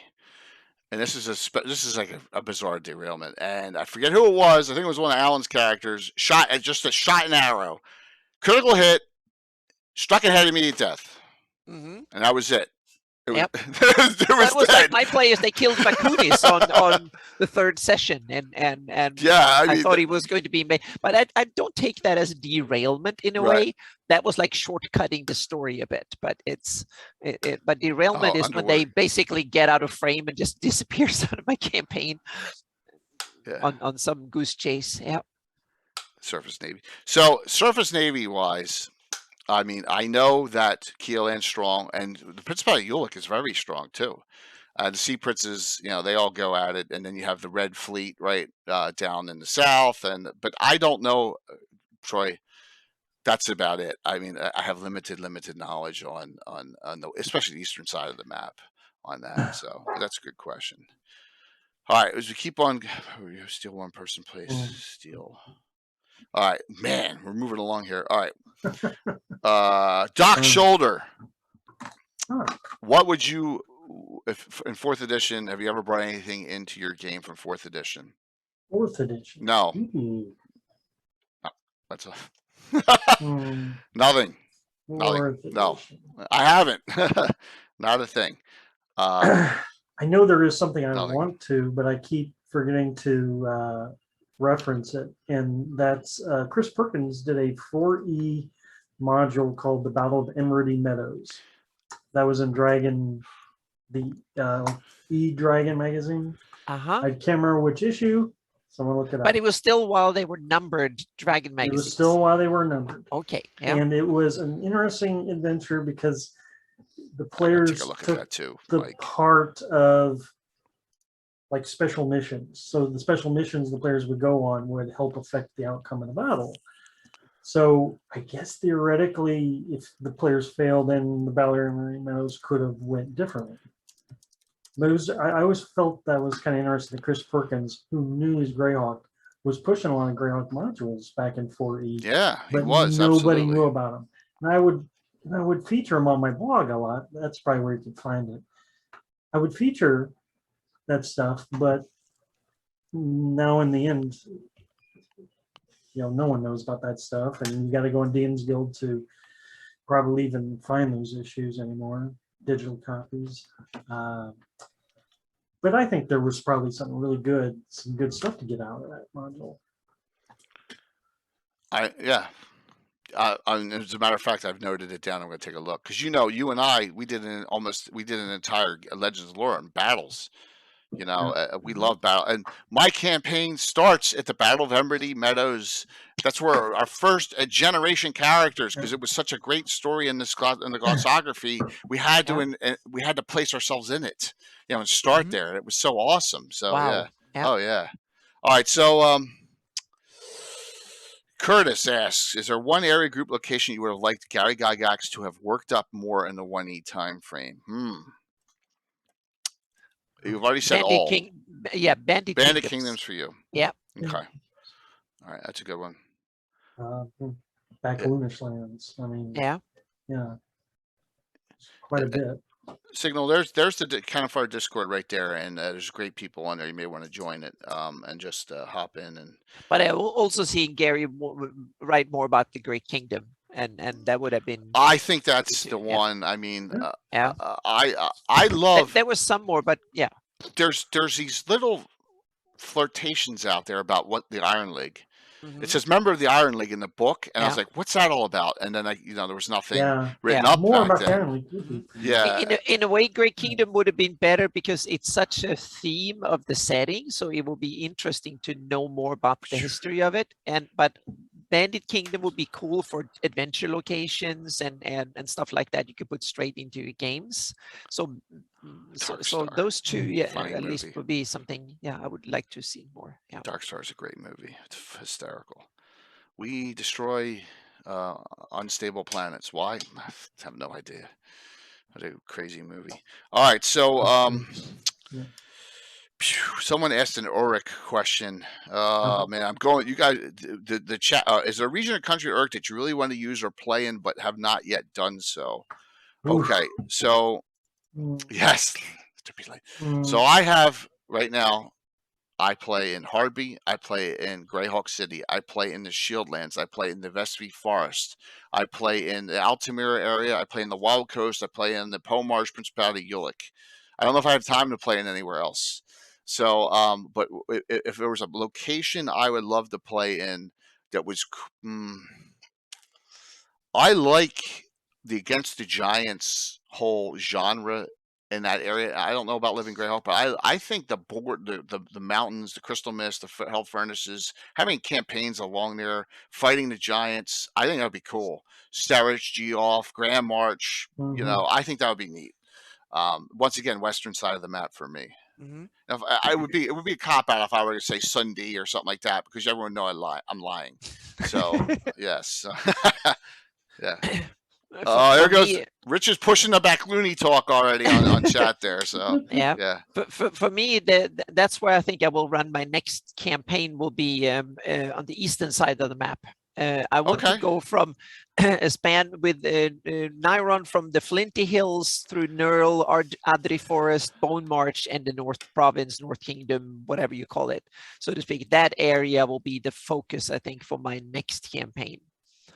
Will be the northern half of the former Great Kingdom, so to speak. That will be. I did the southern in my Rel Devon campaign, and now when I know more about it, and thanks to Asher and a whole bunch of other cool stuff that has been floating around, and Gary and the Death Knights and stuff, now I think I want to tackle it head on. I want to go there, and I want to have a campaign that have humanoids, Death Knights, Old Flan, Iridian, crazy Ivids, and stuff like that, and the nail axis and all the power that is within there, so to speak. That will be, to me, a hotbed to get in the campaign in. Yeah, Mike. Yeah, I think you said it. There's very few places that I haven't ran in. So after we had that the Living Greyhawk shows on the Grand Duchy of Geoff is one place that I have never Yeah. messed with and seems most appealing. Yeah. I also want to do an pure Elven campaign set in the Vespi. That's another one I want to do, but I think I want to do the Death Knight kind of nail X thing in before. Yeah. True, I'll Rich. do a pure. You're absolutely right. Everyone's cool. Yes. What did Rich say? Everyone's cool.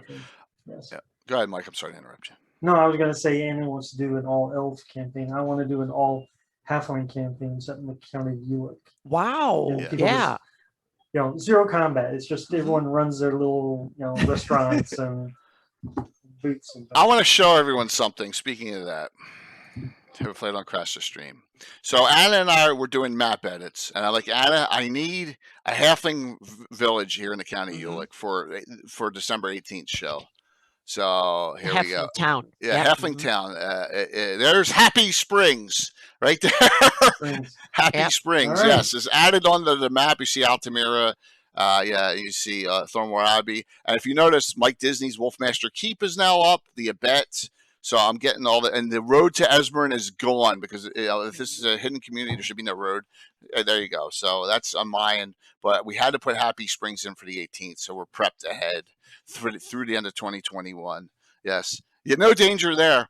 Yeah, and Gitano, the name of the adventure is "The Dead Do Not Rest Easy."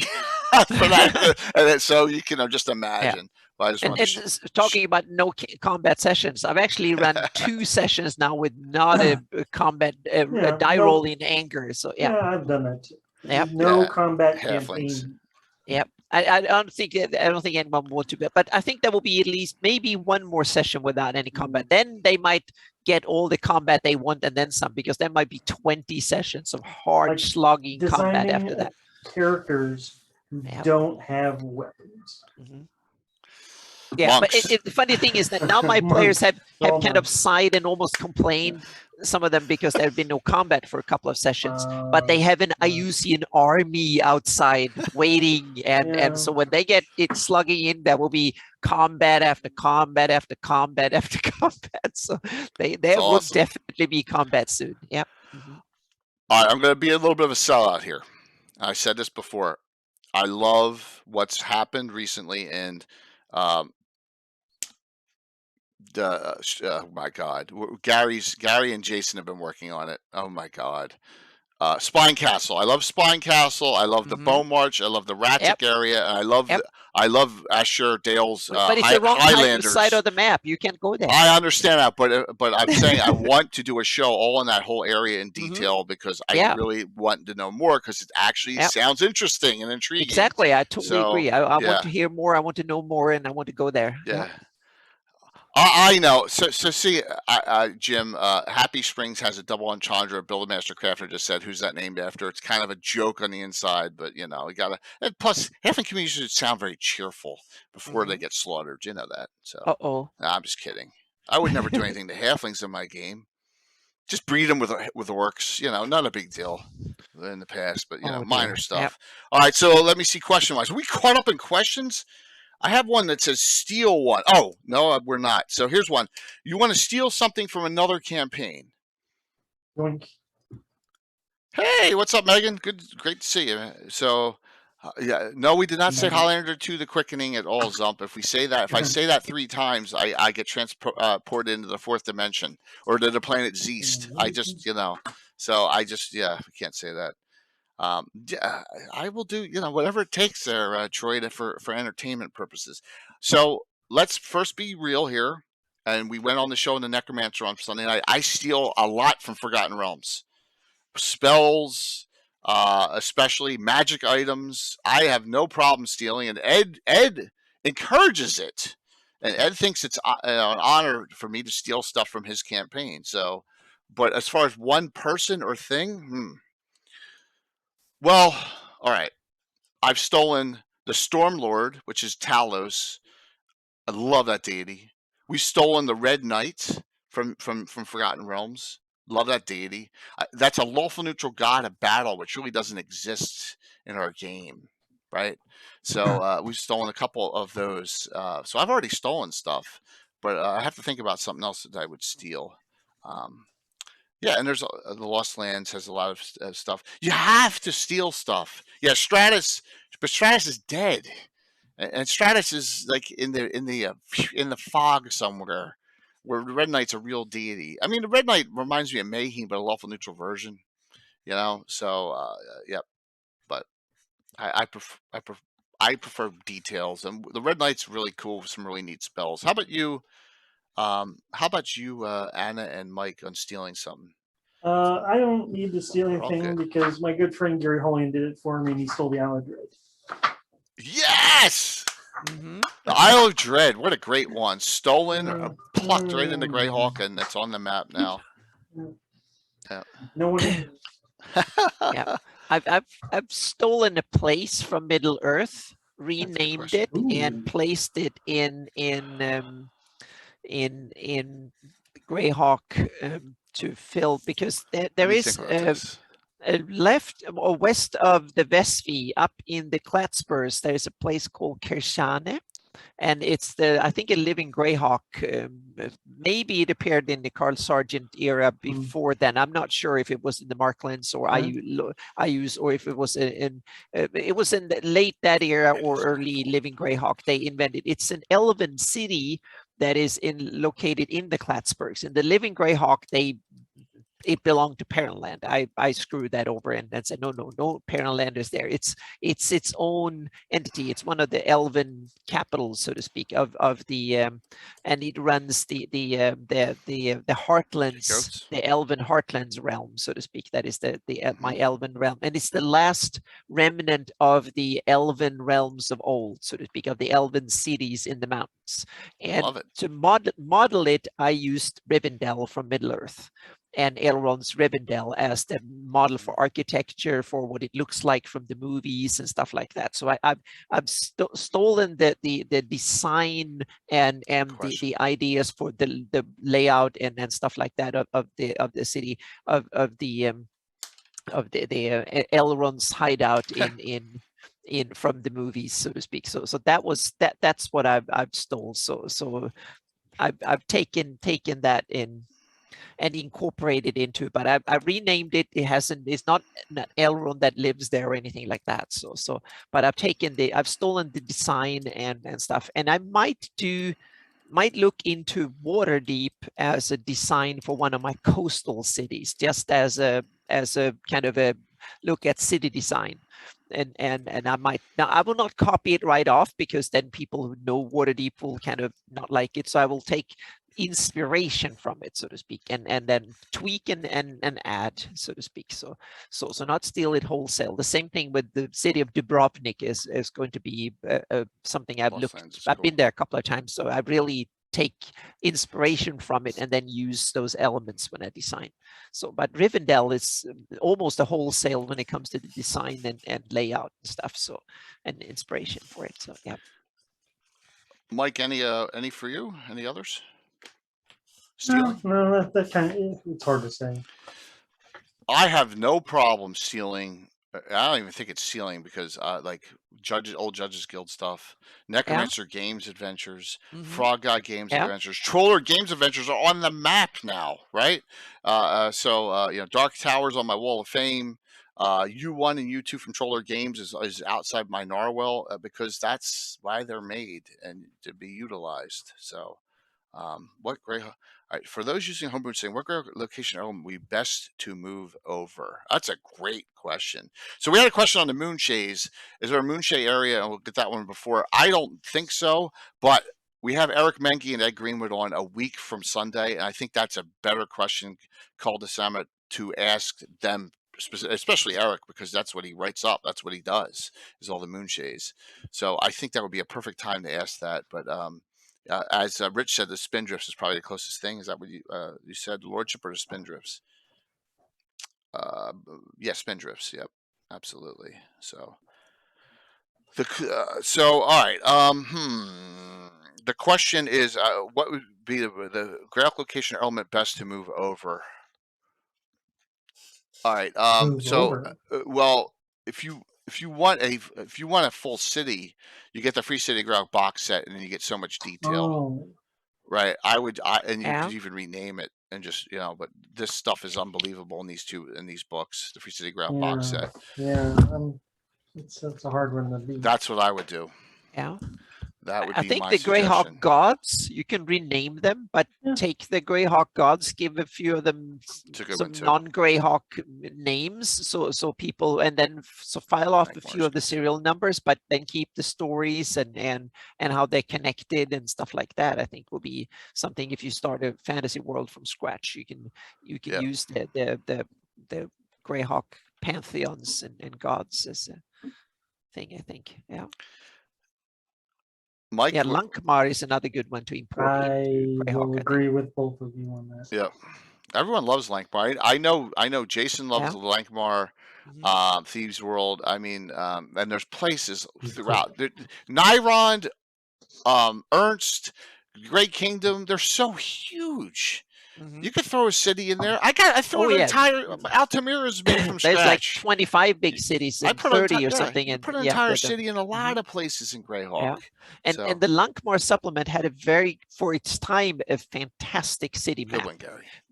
But they had white squares in it that you can actually take map and put that they had generic geomorphs in a little, so you can Didn't actually, understand so that. you can make your unique version of Lankmar. So one Lankmar Yes, map didn't fit the other one exactly. So I don't know if I liked it. In some parts, I kind of love it, but on That's a the other great hand, point that there, means Rob. that there is no official version of it. So there are some white areas that you can design any way you like. So yeah. Yep. More size. Yes, there's a lot of places. Yeah. Lankmar can definitely fit in.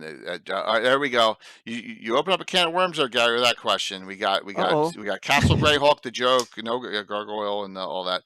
David Leonard was talking about that in on one of the Facebook pages today, saying when I said that someone had posted the Slavers and said it's just good, and like 8 people said no, it's not, it sucks. And I was like, what's wrong with you people? It's one of the 3 best publications of all time. And David Leonard said, I thought Gargoyle Puppets and Child's Play were your 3 favorites as a joke, right? So yeah, today I was like, oh my gosh. All right, so the Forever module has to be Hamlet. Has to be Village of Hamlet. I mean, Yeah. Gary, I think that would be it. I mean, it's an iconic setting. Yeah. I think it's the model that is the most rooted in Greyhawk. It's written for Greyhawk from this get-go by the person who invented it and stuff. So, and it has a lot of the setting built into the module. So in that way, a lot of the other ones are shoehorned in or added afterwards or something. But Hamlet is written into Greyhawk from the start. So yeah. Vote a legit popular module out. Oh, that's easy. The other end. All right, so I want to answer a question up top first, and that was, my gosh, did I just respond to it? Calder-sama said, Crystal Shard storyline. I would say, yeah, up north somewhere in the Barbarian Lands, or yeah, even Stonefist, or even the 10, or even the Theocracy of the Pale, or somewhere up there. Yeah, why not? Absolutely, it's a good story, definitely. That's a good one. Gary said, how about get rid? Oh, sorry. Yeah. Vote. Go ahead, Anna. Vote one out. That's easy. 5 shall be 1. That's get rid of it. Yep. You know mine, everyone. I've already said. How about you, Mike? Is Gary trying to say we should vote out a popular module? Or vote a legit popular module out, which means don't vote puppets out. Okay, 5 shall be 1 is not considered a puppets or a doom grinder. It's a legit popular module out. Yeah. Okay, that's a good question. I know which one I'm going to do. We talked about it, and I had someone on the show. Vecna Lives. Okay, there you go. Yeah, I mean, does it really? Yeah, Vecna Lives. If you don't run Vecna Lives, it does not change your campaign. Right. If you run Vecna Lives, it changes your campaign. It's the same deal with Doom Grinder. Right, yeah, because Doom Grinder forever changes your thing. Yeah, and for some, because I just don't want to kill off the Circle of 8 again in the first 3 minutes of the module. I mean, it's happened so many times. Yeah, but I understand that. I just bought that over within a year, but I just to get a hard copy of it. So Prometheus, Salt Marsh is awesome too. So Yeah, Tomb of Horror is another one I can easily skip. Yep. Oh, Yeah. well, there you go. Yeah. Who stole Altamir for Dragonlance and put it in It doesn't Greyhawk? change anything. Oh, sorry. Rich, we did not steal Altamir. If there's a name Altamir and Dragonlance, it's purely coincidental. Purely. So blah. Somewhere back in the chat, someone asked if there was a Spelljammer, any Greyhawk modules tied to Spelljammer. There are. And I would Okay. go Treasures of Greyhawk, Yeah. meet The Neogi Nest. Neo Genius. Yeah. Oh, okay. There you Okay. go. They actually even So- made Neogi figures. That's true. Yeah, absolutely. Monster figures in those 2000s. So yes, there are. So vote one out. Did you vote one out, Mike? Greg Ruins. There you go. There you go. Okay. Not Expedition? Say the dungeon is played out. Okay. Expedition to Barrier So Peaks you is can't another go one I into would Greg love to. Ruins. Yeah. It's just okay. ruins. Gary will give you a thumbs up there, but Mike Disney wouldn't be happy because he loves that. Do you guys play with cloud castles? Yes. If the adventure's written well, and there's a lot of them in Dragon Magazine, I will use I've used cloud castles multiple times. The last thing I want to have is characters kill the cloud giants and take it over and like, oh, we're the kings of the floating city now. I don't need that, right? Yep. But I've used them before, sure. Yeah, there is actually, now it's another spoiler. There is a cloud castle in my current campaign. Ooh. Mm-hmm. Yep. Yeah. Yep. Mm-hmm. And it's the first one I've actually used. Yep. Mm-hmm. Wow. Where is it? You're not It's telling me, 'cause you got- over near Critwall, Oh, wow. high up in the sky. It's a permanent Max cloud around, up okay. there, and it's used as a. This is spoiler. Uh-oh. It's used as Yes. a gate for celestial dragons and similar creatures to come in and out. Mhm. Yes. It's a reserve in case I use invade and screw up the one on the ground. You can have one in the air that is harder to get to, and it also gives celestial dragons that comes out of it and height advantage. They can dive into action, so to speak, and they do that quickly. So they give them don't have to spend energy. They can just dive fast to combat. So yeah, so that's why they have it. So it's like a base high up. Yeah. So once more time with the Tomb of Horrors in Return, Gatano's done some great work with it. So give it its due before see what he's done to it. At least it was at least it's been edited and modded so it's usable. All right, what happened to space lifeboats from the ship from the Barrier Peaks? What happened to the power armor? What happened to the what do you call it? The android dummy. Remember what I tried to trick everyone thinking it was an android from S3 a couple of Avengers ago. Right, as a joke, yeah, but it wasn't. So, what Oh, you it's mean one of those animated metal armor?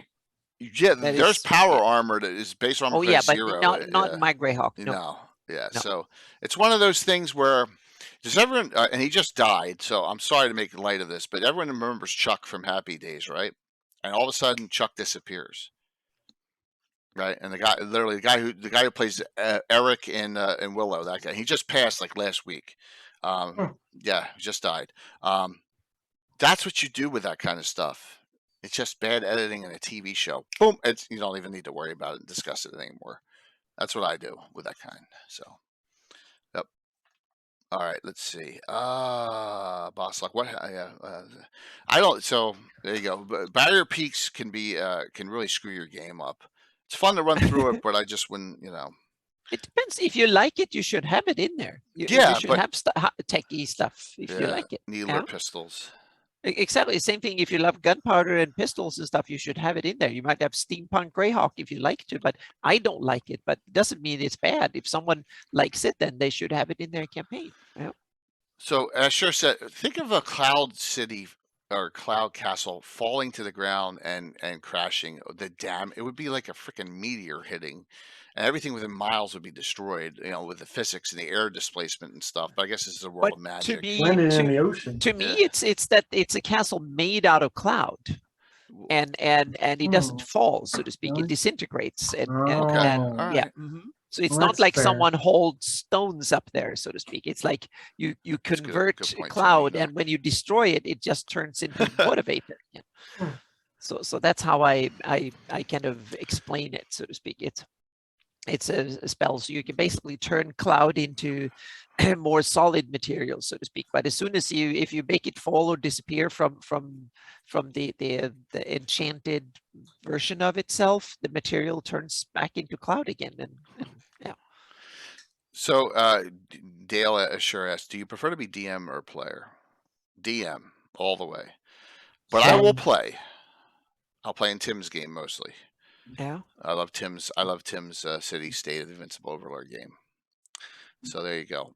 But I rarely play for anyone else. And when I do play for other people, it usually is a disaster. Like our what do you call it? The show Anna and myself, Will, Brian, Oh yeah, well, and we were all Nazwin. We disasters came in at that dead game. last. I'm The a big band. disaster all the time. We came in that dead case, so, last yeah, out of 6 teams. Yeah. That was kind of funny. Yeah. But yeah. So well, thank you, Biggie. Really appreciate it. You know, I love DMing. So it's good. How about you, Mike, Anna? You're DMing or Definitely playing? DM. DM. Okay. For me, the funny thing is, I think I'm starting to go full circle. In the beginning, I loved to play, and I couldn't see the fun in running games because I couldn't come up with the stories or any of that, and so I just assumed I would always be a player. And then I got the DM bug, and all of a sudden I was like, "Ooh, this is so cool!" And I wasn't interested in gaming at all. Gaming for me was running games. That was the whole thing, and that was for decades that way. And I wasn't interested in playing. For me, the experience was world building, doing maps, and then kind of use them for something. That was the actual gaming experience, and to make people ooh, oh, and interested and entertained. That was the fun bit. Now the fun, interesting thing is now it's starting to go full circle again. For the first time, I'm starting to feel like it's really fun to game. But one of the main reasons, there are a couple of main reasons for that. First of all, is that now I got a chance to play with some of the best DMs in the world, and that meaning the quality of games. When you have people like Jay, I have Brian Darnell, a friend of mine. He's a fantastic DM. You play with people like Eric Mona, best players as well and stuff. I mean, come on here. It's just awesome.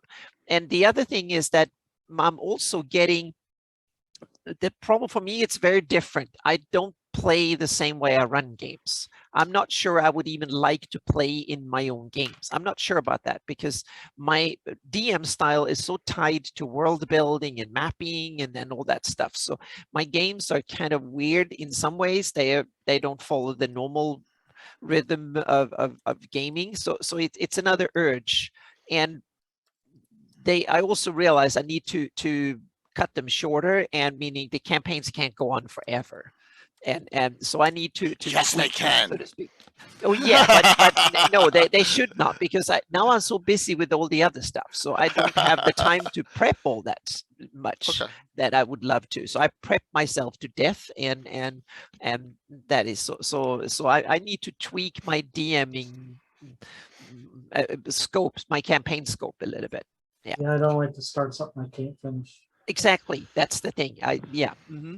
Yeah, and I want to, so I'm going to run more mini campaigns with a clear mission saying, okay, you're a bunch of characters, you're going to escort this the trade caravan from place A to place B, or you are a scouting force from a Shieldland regiment, and you are going to go there and investigate something, and 5 sessions later, and that's it. So we know, so something like that in the future. That will be more my DM style. I'm going to limit it in time and session and geographical area, and have characters that we make up that could be the appropriate level for the adventure, and then run with it for 4 or 5 sessions or something. Yeah. All right. Here's a question for me. It's calmed down finally in chat, which is you guys and gals have been so awesome tonight. I really appreciate it. You really cranked it up here. What coming out from the community in the next, we'll say, 6 months that you know about, are you most excited about? The next post fest and Troy cannibals. There you go. Water stuff. Okay. Stuff. Yeah, those 2 are on highest on my list, I think. Okay. Yeah. Awesome. Mike? Yeah. I'd like to see this Underdark Post Fest that I heard about. Yes, we would like it. So we would like to see the Underdog Post Fest, everyone out there. Yep. So I know that the location postcards is in its final phases, and wait till you see it. It is Yeah. unbelievable looking, and I'm Yep. honored that Altamira is in there. You need a list of modules that Carlos is currently writing. Well, he probably would tell you, but remember, Carlos goes to GaryCon to run them too, Rob. So they'll be coming out shortly. Absolutely, he usually brings out Carlos 3 to 4. Fireland. Yeah, Another one. Carlos is Fireland, and Yeah. Anna and myself and Mike and Gary have seen. I'm not gonna. Yeah, I've that's seen another that one. issue. But that should Yeah. have been out a long time ago because Yeah. it's damn written Yeah. already. So get it Yeah. out there, Carlos. We want to see it Right. again. Yep. I I'm not want to. pushing. I can't wait to see Anna's new Hepmonaland map too, along Yeah, with but all that the other one is coming. additions. Yeah, it's starting to. Yeah, it's almost. The terrain is coming very, very soon. Yeah. And I can't wait to see what I come up with for my Doom Grinder re-story. Mhm. As I haven't finished it, I was just doing an adventure at a time there. I'm looking forward to rewriting that. Is it Piece of called Doom junk. Grinder Reverse? Yes. Oh, yeah. Yeah. It's gonna back the thing up. It's not moving ever. Yep. It's not a okay. magical cigar box underground with a propeller on the top for some dumb reason. So, yeah. Yeah, Rob, we've seen the pictures of Fireland. We've seen the maps and all the detail, Oh, and it's it is cool. Yep. unbelievable. But what are the top 3 RPGs you're interested in playing you have not played before? All right, that's a great question, Grape.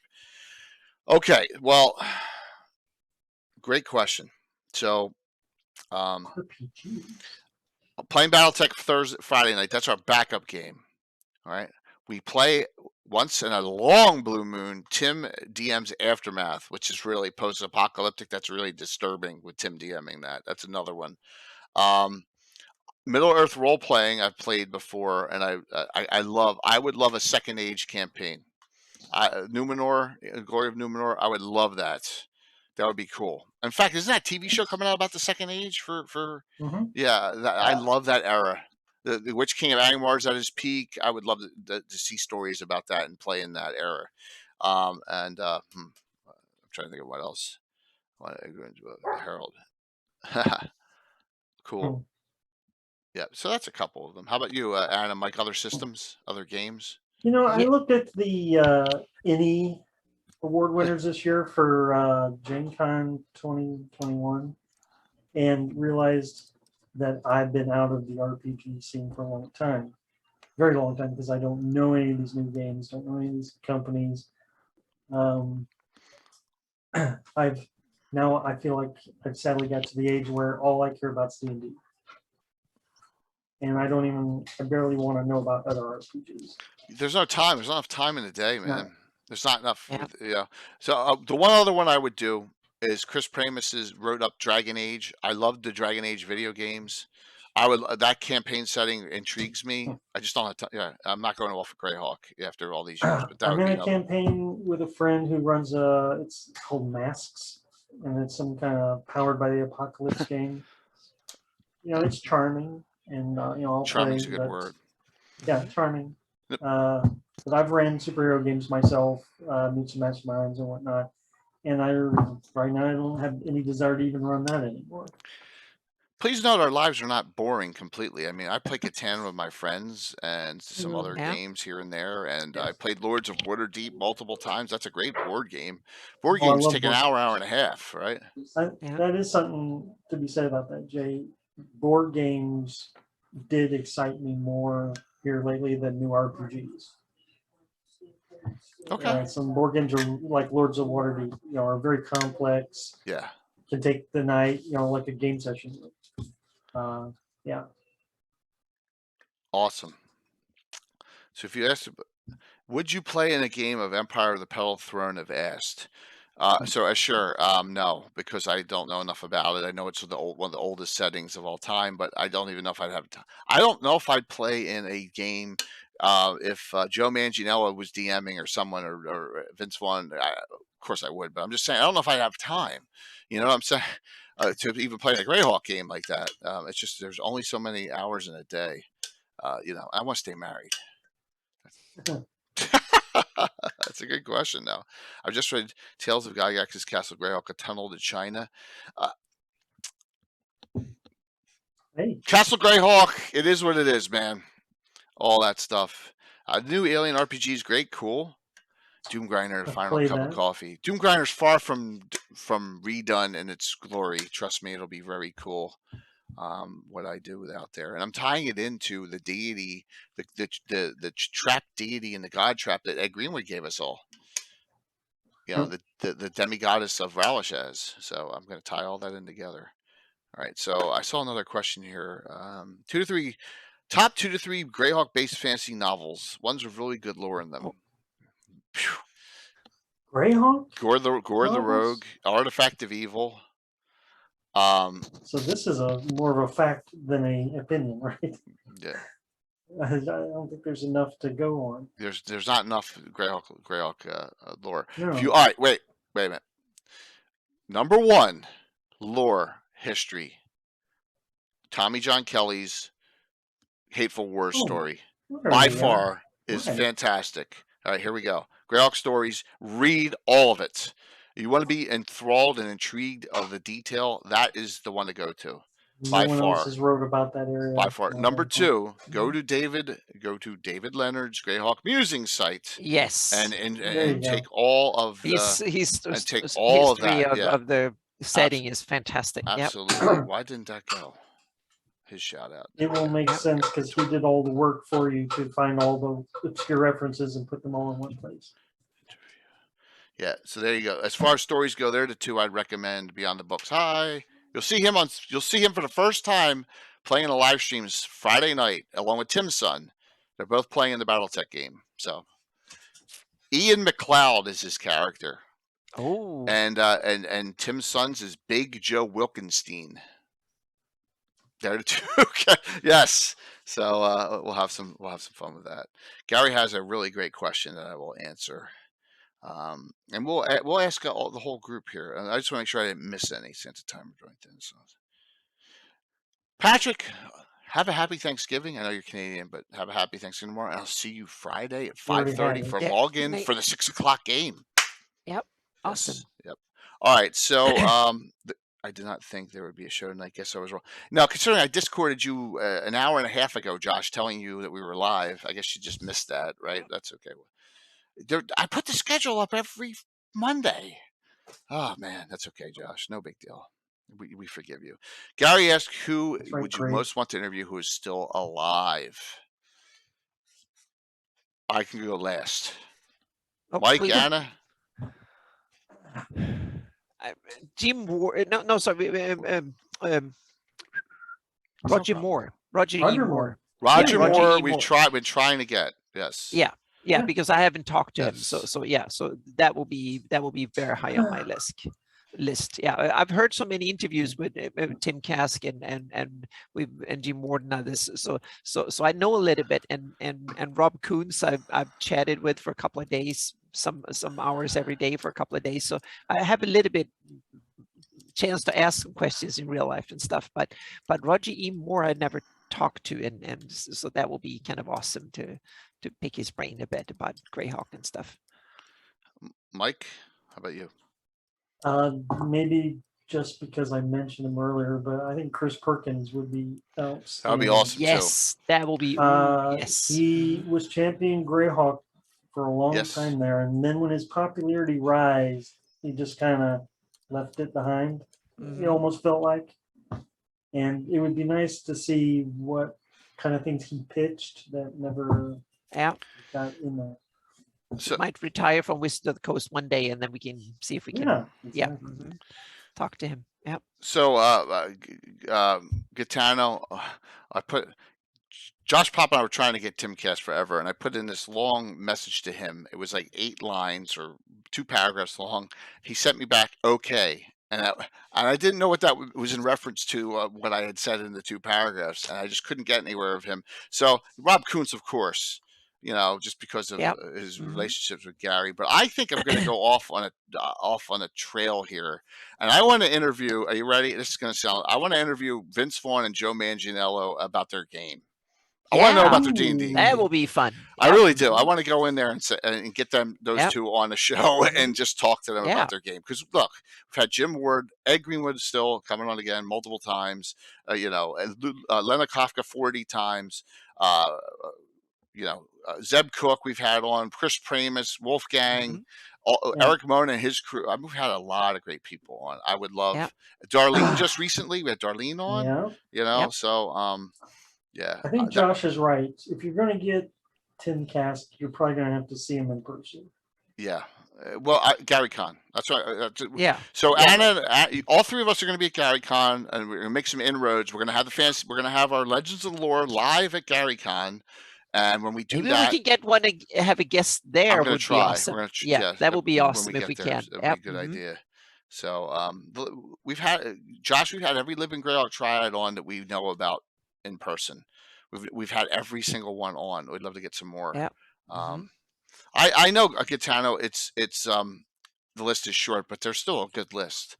I still have to talk to Ray Winningham, and I have a one-on-one coming up, and I'm going to attempt to get him on.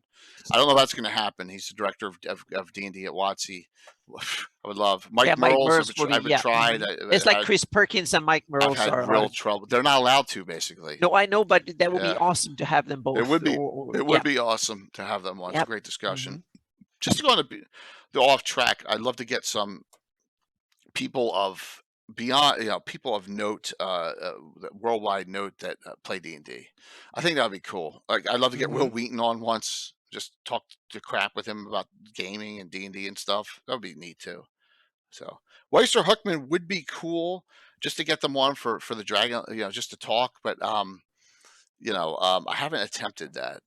That would be cool. Yeah. Yeah. Sure, Mike Von Moko. Sure, why not? I have one that I know I want, and we will get him on a fantasy mapping show one day soon, and that's Nathan Mangeon. I think he's from South Africa. Oh, that'd be awesome. He is the coolest fantasy map maker in that alive today. I think in many ways he is just awesome, and we need to get him on. He makes maps. He has his own world, and he builds his world, and he maps it in a fantastic way. Yeah, he beats me by a long shot in many ways. So yeah, I'm looking up to him. He's fantastic. He is just awesome. So I need to pledge to his Patreon again, but I'm a bit short on cash at the moment, so I've skipped it. But he's just awesome. So yeah, so we need to get him on the fantasy mapping show one day, one episode fairly soon. Yeah. So I have usually a budget. Speaking of that, and of things that of channels that I sub to, and I think it's 14 I'm up to now. Yeah, I have like 10 or something, but I need to reallocate some funds to pledge to his Patreon again, because he's just awesome. Yeah, he's so good. Josh, get us some details. Give me some details on that. So note the following: Josh, Zarathon, and I have a list of every single person we thought of and who we've gotten on shows. Gabbins, the Legend Lords, and we haven't. And they're all these people we've talked about here. Every single one of them's on that list. So know that we have that. And then we have Steve Winter and we need. Steve Winter was a living was an Earth Journal publisher, wasn't he? Yeah, and I met him, and I met several of these people, and I need to when I get a chance to meet them again, because we worked on Midgard stuff together and stuff. Oh, you did? So I need. Oh yeah. So I need to reach out to them and say, what the heck? Now we need to. So yeah. We want to have a show with all the Earth Journal publishers on at the same time, which means Eric Mona, Christoph. Yeah, we'll be Steve Winter. Who am I missing? Cool. I'm missing one after Steve Winter. I'm missing one. Steve Wilson. Okay. Yeah. So, not Steve Wilson, Steve Winters. Okay. All right. Well, we almost made it to full 2 hours with this. But there was one question I didn't answer that I wanted. That was the 3 other RPGs that I haven't tested that I want to test. And for me, one of the first one is a French RPG game that is also in an English version, and that's Shadows of Esteren. It's like a fantasy horror medieval kind of RPG, and it's simply because the cartography and the illustrations are fantastic. So the products just look top notch. That's something I would love to to try out that I haven't tried. And then there is the Free League. It's a Swedish RPG publisher. I used to play some of their earliest games back in the 80s, and then I never played it for years and years and years. Now they have become big, and they have made several different games now that seem so interesting. One of them is Simbaroom. It's a fantasy role-playing game that just is the best illustrated game I've ever seen. The illustrations are so good. So just them alone wanted me to like, yeah, I need to try it, so to speak. It's in English. I think all their products now are in English. Some of them are in Swedish as well, or German or something as well. But all of it is in English now. And so Simbaroom is the one that is highest on my list from them. And the second one is the One Ring, the new Middle Earth role playing. So they published, and they also have one that is called Väsen. That means the creature or critter in Swedish. But they spelled it in like Danish Swedish, and that one is like a fantasy horror game too. It's a bit like Shadows of Estren, I think. So those are games that are high on my list to try. The problem is that I might like them too much, so I try not to. So yeah, so we'll see. Yeah. Sometimes yes, you can like something Yep. too. Yeah, the Free Leagues, their stuff is just awesome. So yeah. So we cranked it out here, and I really appreciate everyone's participation in this. I'm popping up my shout outs here. So glad everyone stuck to Greyhawk questions. Yeah, it was we had some D&D style questions, and note this: you get your chance to ask 3, not fairly new, but 3 new to. I've never had them on a DM's roundtable. We'll talk about that. You get to ask a bunch of questions to them coming up as well very shortly. Let me just popping up stuff in reverse order here. Okay, so Mike, what's going on there? We'll do some shout outs, then we'll do the giveaways, then we'll find someone great to raid into, and we'll see who's on tonight. Yes, Gary. Happy Thanksgiving to all my American friends. What's your favorite side? What's my favorite side on Thanksgiving? Stuffing. Same here, Mike. Especially with some nice turkey gravy on it. Yes. Leave it all aside. That's all I want. Yeah, I didn't like it the first year I tried it. Now I really do. I look forward to it. I love turkey and stuffing and cranberry and all that, the sauce and stuff. Yeah, gravy. Yeah, I love it. Yeah. Any other things going on between this weekend for you, Mike? Maybe work, but that's about it. Oh, that stinks. No, just a little bit. Okay. We got we'll talk about it in a second. We got a great Legends of the Lord next week too. So what's going on, Anna? Well, thanks to we had JME, we had a great little work session yesterday, and we get the addition to added stuff and revised Jay's map.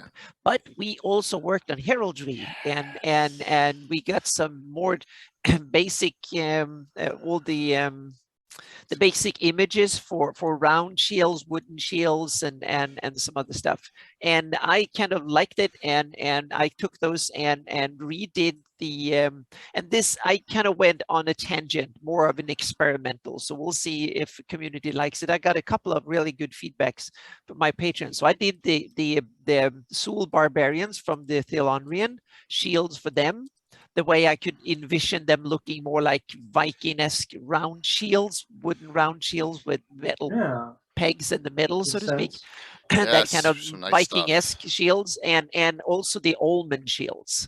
So I kind of went out a little bit on the limb, and one of the surprising thing was that I didn't know what to do with the Frost Barbarians, the Frusti, because they have these little symbols, these black little symbols on it. I didn't really know what to do with it. So then I realized, they are burned in markings on the wooden panel. And when I did that, then damn, yeah, that's my favorite shield. That is what the Frusti looks like, and I just like, yeah. It's so cool. So yeah. And hang on a second. I can make a teaser here for everybody. I can make a teaser here and bring it up here. So in the background here, so I can just have it. Yes, look at that. Oh, okay. Yeah, So you so I removed the have a little banding. You teaser. removed the banding We, and left the middle. yeah, so I can, Oh, yeah. yeah. So the shield is Yes. basically, yeah. So this is the Pretty. shield, so to speak. Yeah. So that is the first experiment, so to speak. And when I saw that, I was like, yes. When I made it happen, that's my envision what the barbarian shields from the Thelondrian should look like.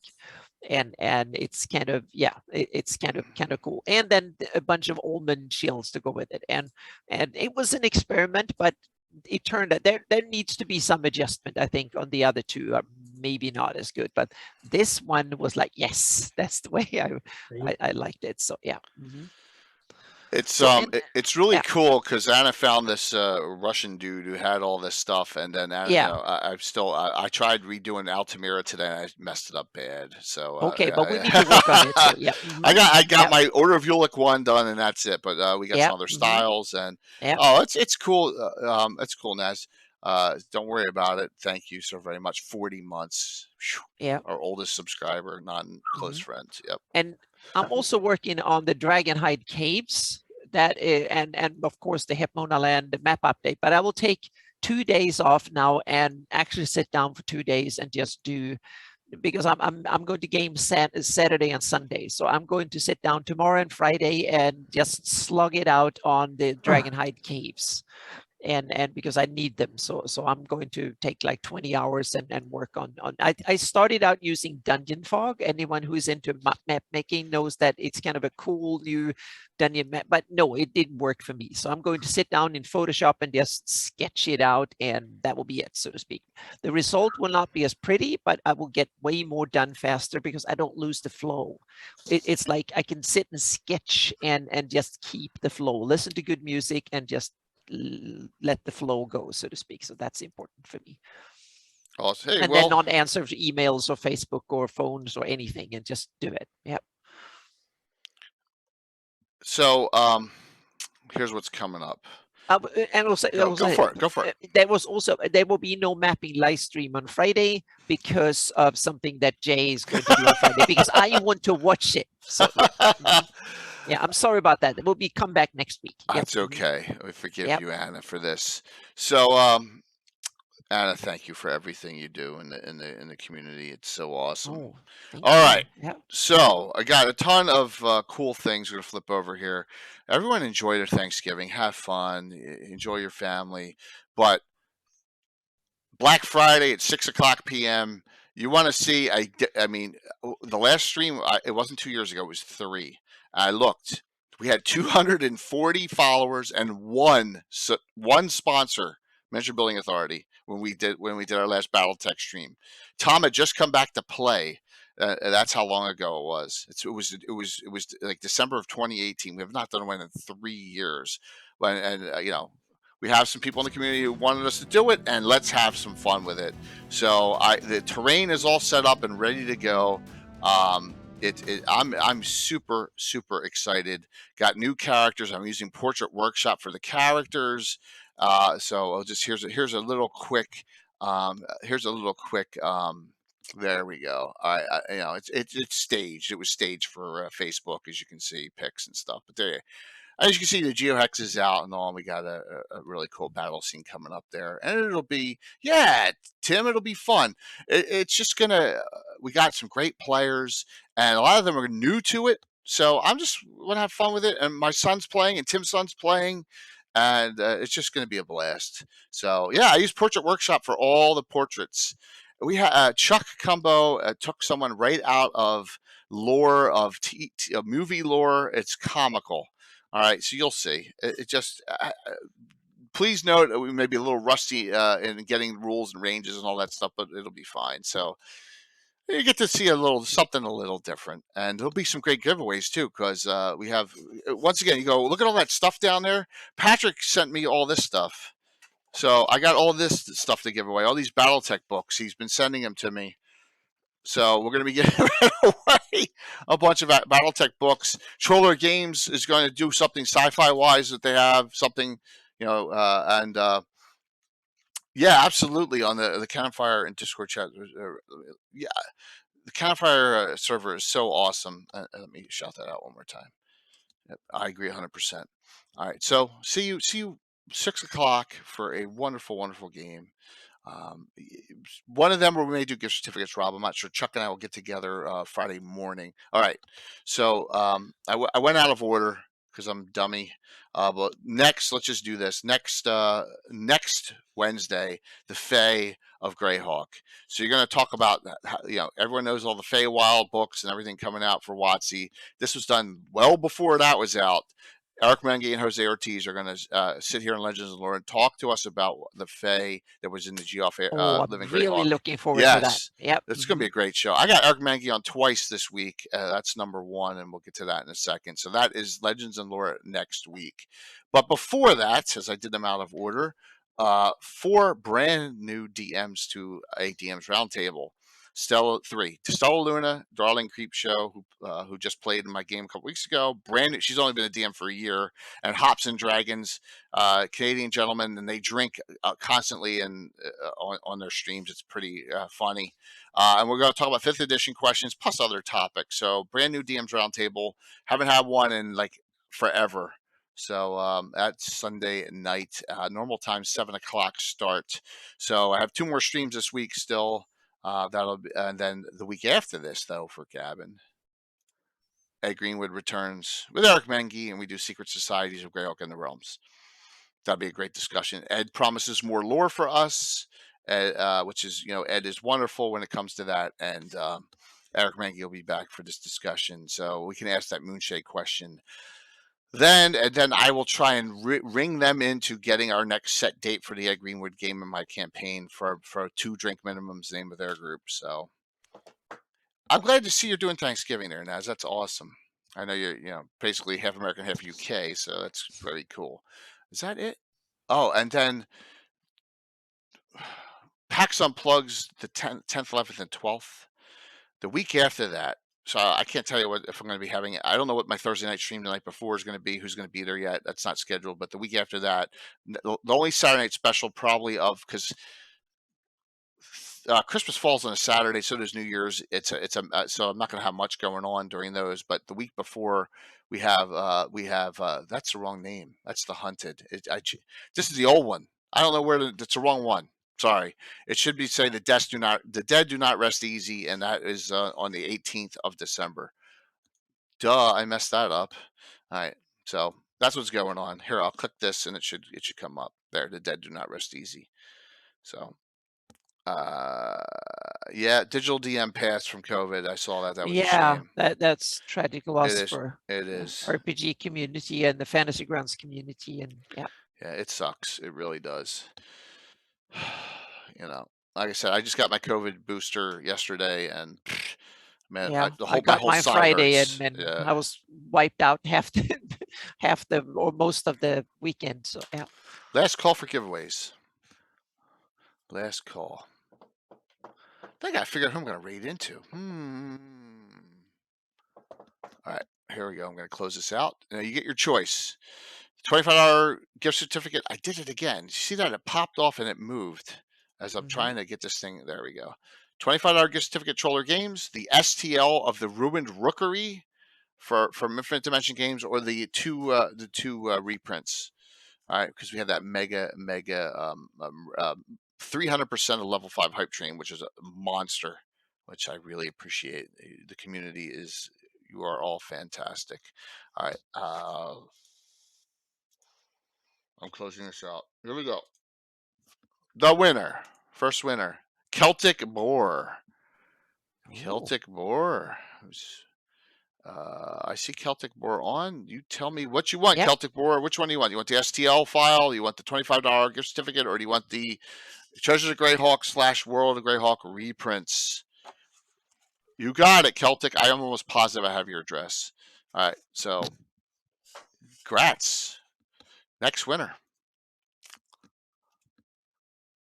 Goats, you're in Canada, so either one's fine because they're both virtual.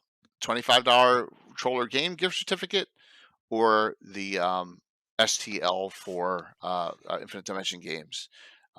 You tell me. Your call, Goats. You tell me which one you want. If you have a 3D printer, it's a really cool print, man. And you've seen it. That ruined tower I have is awesome. You got it. You got it. So all right. So we got. Let me just write this down, even though I should remember 3, but I'm getting old. Reprints. Goats. You get to 25. And last winner. You sweat bolts of anything. If I win anything.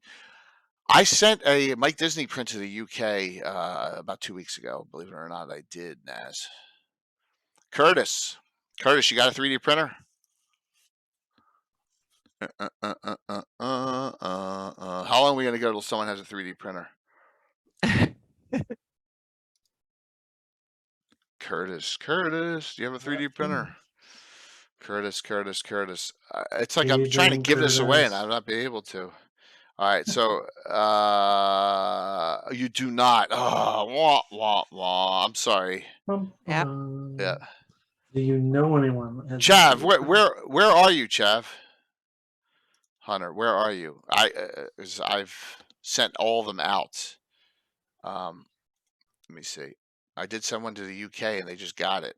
So. Oh. Is it a different person in the UK? Chav, send me your address. Send me your address, and I'll make sure I'll cross-reference it.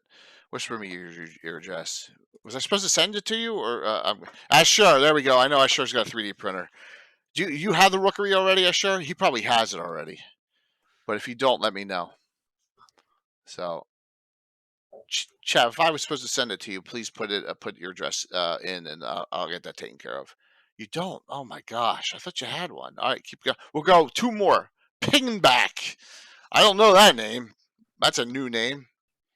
Yeah. Yeah. Pinback. It does love bears, doesn't it?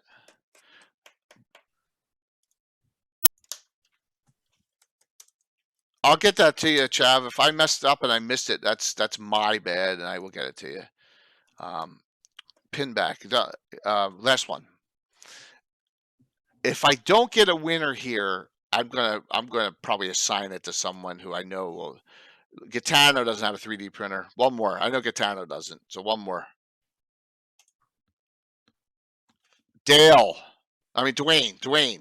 Prometheus. I think he has one, but he may have it already. All right. So Prometheus, if he has it, if not, I have someone else in mind. So there you go.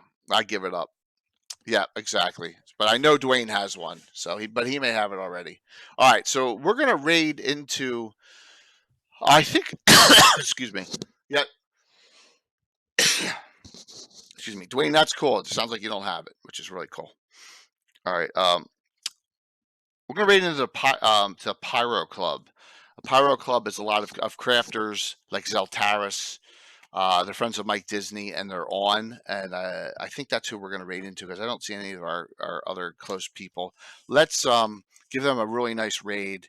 And everyone have a great Thanksgiving. Thank you, Mike. Thank you, Anna, for wonderful. Thank you, Gary. This is a great idea. This breezed by. There was huge support. Thank you it made my life really easy too, as far as preparation goes with all the other stuff going on. Very laid back, and it was nice. It was a good change of pace. So we'll see you. We'll see you Friday night, and we'll see you Sunday evening. Yeah. Thank you, everyone, for all the awesome questions and happy Thanksgiving, and see you in 2 nights. And enjoy your turkey. And Cowboys are going to lose tomorrow. Sorry, they're oh. I'm sorry. That was bad. That was mean to me. I was seeing if he was paying attention. By the way, Chuck Cumbo loves the Cowboys, and he lives in Virginia. So, all right, we're setting the raid up. Give me 1 second. I'm just busting stones.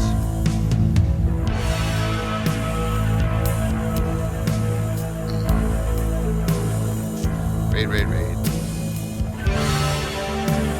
So they have 20. Let's quadruple that. How'd that sound? We get up to 80 and then put them over 100. That would be awesome. All right, we're getting 65. I'll take 65 on a night before Thanksgiving. 5, 4, 3, 2, 1. Everyone have a great night. Thank you. Over here.